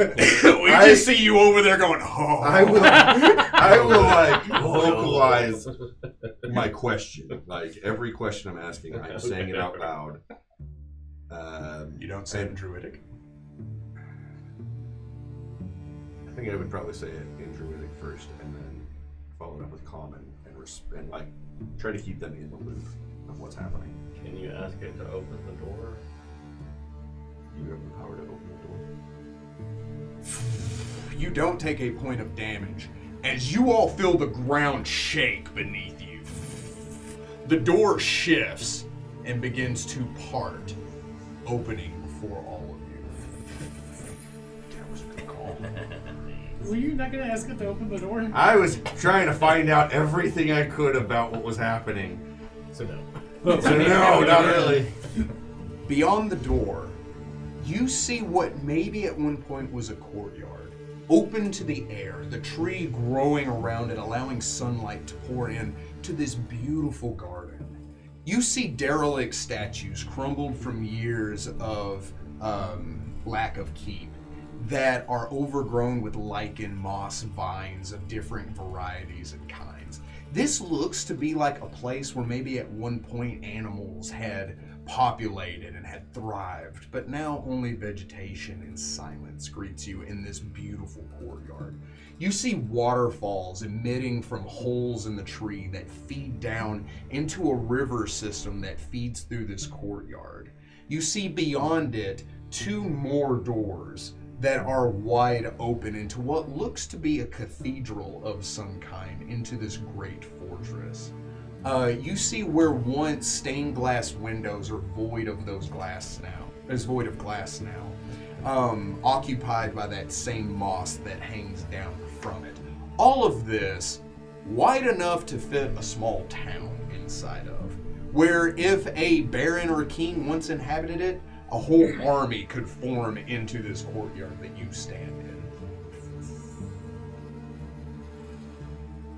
History check to get a sense of how old it is. You may. At least 5. That one. Yep. At least 5. It was built. It was built yesterday. 5 what? I don't know. Fast. You look into this, all of you in a sense of awe. And everybody except Dr. Tone, roll me a perception check. Do you want me to roll it, even though I'm like concentrating on talking to the tree? Take -5. Okay. 18. Nat 1, it don't matter anyway. You See the tree. I'm 15. talking to a tree. Nat 20. Ragnar, you're the only one that notices. As Manzarek focuses on the tree, you two are in awe of what you see. You look and you're just like, yeah, I grew up in nature. And you look over at Tone as his eyes are rolled back into the back of his head. Dr. Tone, you look over this place, void of vegetation, void of rivers, void of the lichen and the roots, and void of the great tree. You see the statues that once stood there so long ago of hideous and twisted creatures. Where you all are now, you're like, that was probably a statue of a hero or a soldier. You see it for what it once was, and it is malicious in nature. Your heart begins to roll in your chest as you look across this courtyard of nothing but stone and metal. You turn to look out at your companions, and the forest and verdant plains that you once see are nothing but badlands, void of any vegetation, and rather than sand or rock is ash. The sky is dark, and a hot wind rolls over you. You turn back towards those doors as they open up in a sudden burst. In doing so, you see this creature look up at you, its eyes red. As it tilts its head, it reaches out and you see a clawed bat wing emit from the door. It hits hard, and cracks the stone beneath it as a second one emerges. You see only the silhouette, the shadow of a monster that fills you with fear as it looks at you, and you hear this voice in your head that you can only decipher because it's speaking to your mind, not in any discernible language, as it says, "Welcome home." You wake up from that and you are panicked, mechanically. Neat. Oh, that's a cool now one. Oh, sure. Oh no. It's like a nat 20 nat one. Oh, there is a panic condition here. Uh-huh. Always not good. Need to run. Wait, no, stop. Wait, no, stop. He'll be fine. You would hear me in Aklo, because that's just my default language, go, "Oh dear God, not again." And I run out the doors as far as I can. Where's With he going? speed and gusto. You'll do this for 1 round. Okay. I'm sorry, you'll do this for 1 minute. That's a lot different. That's 10 rounds. I should have been. Did you go chasing after Yeah. him? I go with him, and because I'm faster than Perry, I just... Yeah, he was letting me know, with his eyes. Come on, Barry, let's go! He was, like, his eyes were rolled in the back of his head, and then he snapped out of it. I go invisible. So you see me hurriedly craft a potion, drink it, and I go invisible. Tyrus goes, "He's working through something. We'll let him just..." There are times, I don't know. I just don't know. Alright, what now, Minzari? Damon's just unbothered by this. He's like, Nat 20 stealth check. "Oh gosh." Super visible. You can meld into trees. Oh, you can travel to the portal. Total. Scared to come to your senses, I don't know where you are. It's only a 24. Because I get a -6, and I'm actively running. But you are invisible, so... Plus 10. No, Plus 20. Plus 20. Is it 40 while standing still? Yes. Oh, I'm sorry. So a 34. So there was a chance, okay. I got a 27. But with a nat 20. Nat 20, yeah. So now it's just you and Damon, my guy. I continue to talk to the tree. Nuta Baron, what do we need to know that we don't already know? I start picking daisies. I have no idea what's going on.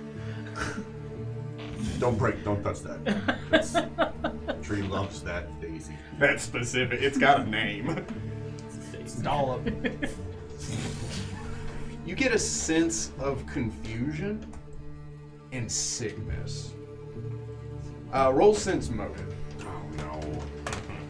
It's an 8. Yep. Neat. What you get. You feel confused. Yeah.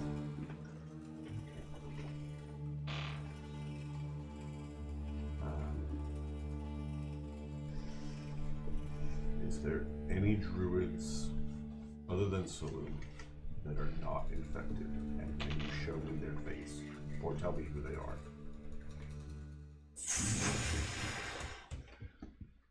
A sense of betrayal. Great.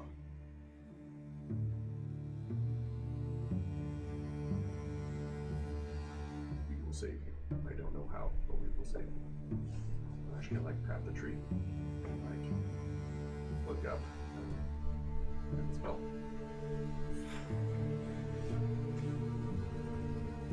We need to go back to the meadow. Salim is not infected. Where the heck did he go? Where is everybody? He took. Tone took off, and Harry and Ragnar took off after him. Goose. He said Tom. I turn into a trumpeter swan and fly Honk. after him. Because it's really fast. I'll be back. So Damon. You and this daisy. It is the Damon show now. Just me and my thoughts. I imagine Damon's just like, Hello? Hello. You said come on. My ankle's broken. That's so funny. You're an idiot. You're an idiot. You stand there in front of probably the most beautiful landscape you've ever seen in your entire life. Saying what? Being the son of a wealthy diplomat. You take this in. With the tree speaking to Manzarek the way that it was, you feel that. You feel everything that it told him, but without the discernible understanding of what's happening. Your friends giving you this moment to kind of steady yourself as you stand there looking in to the unknown and something out of your element. And we will pick it up here next time. Thank you very much for joining us, adventurers. Remember that this has been a good day to die. See you.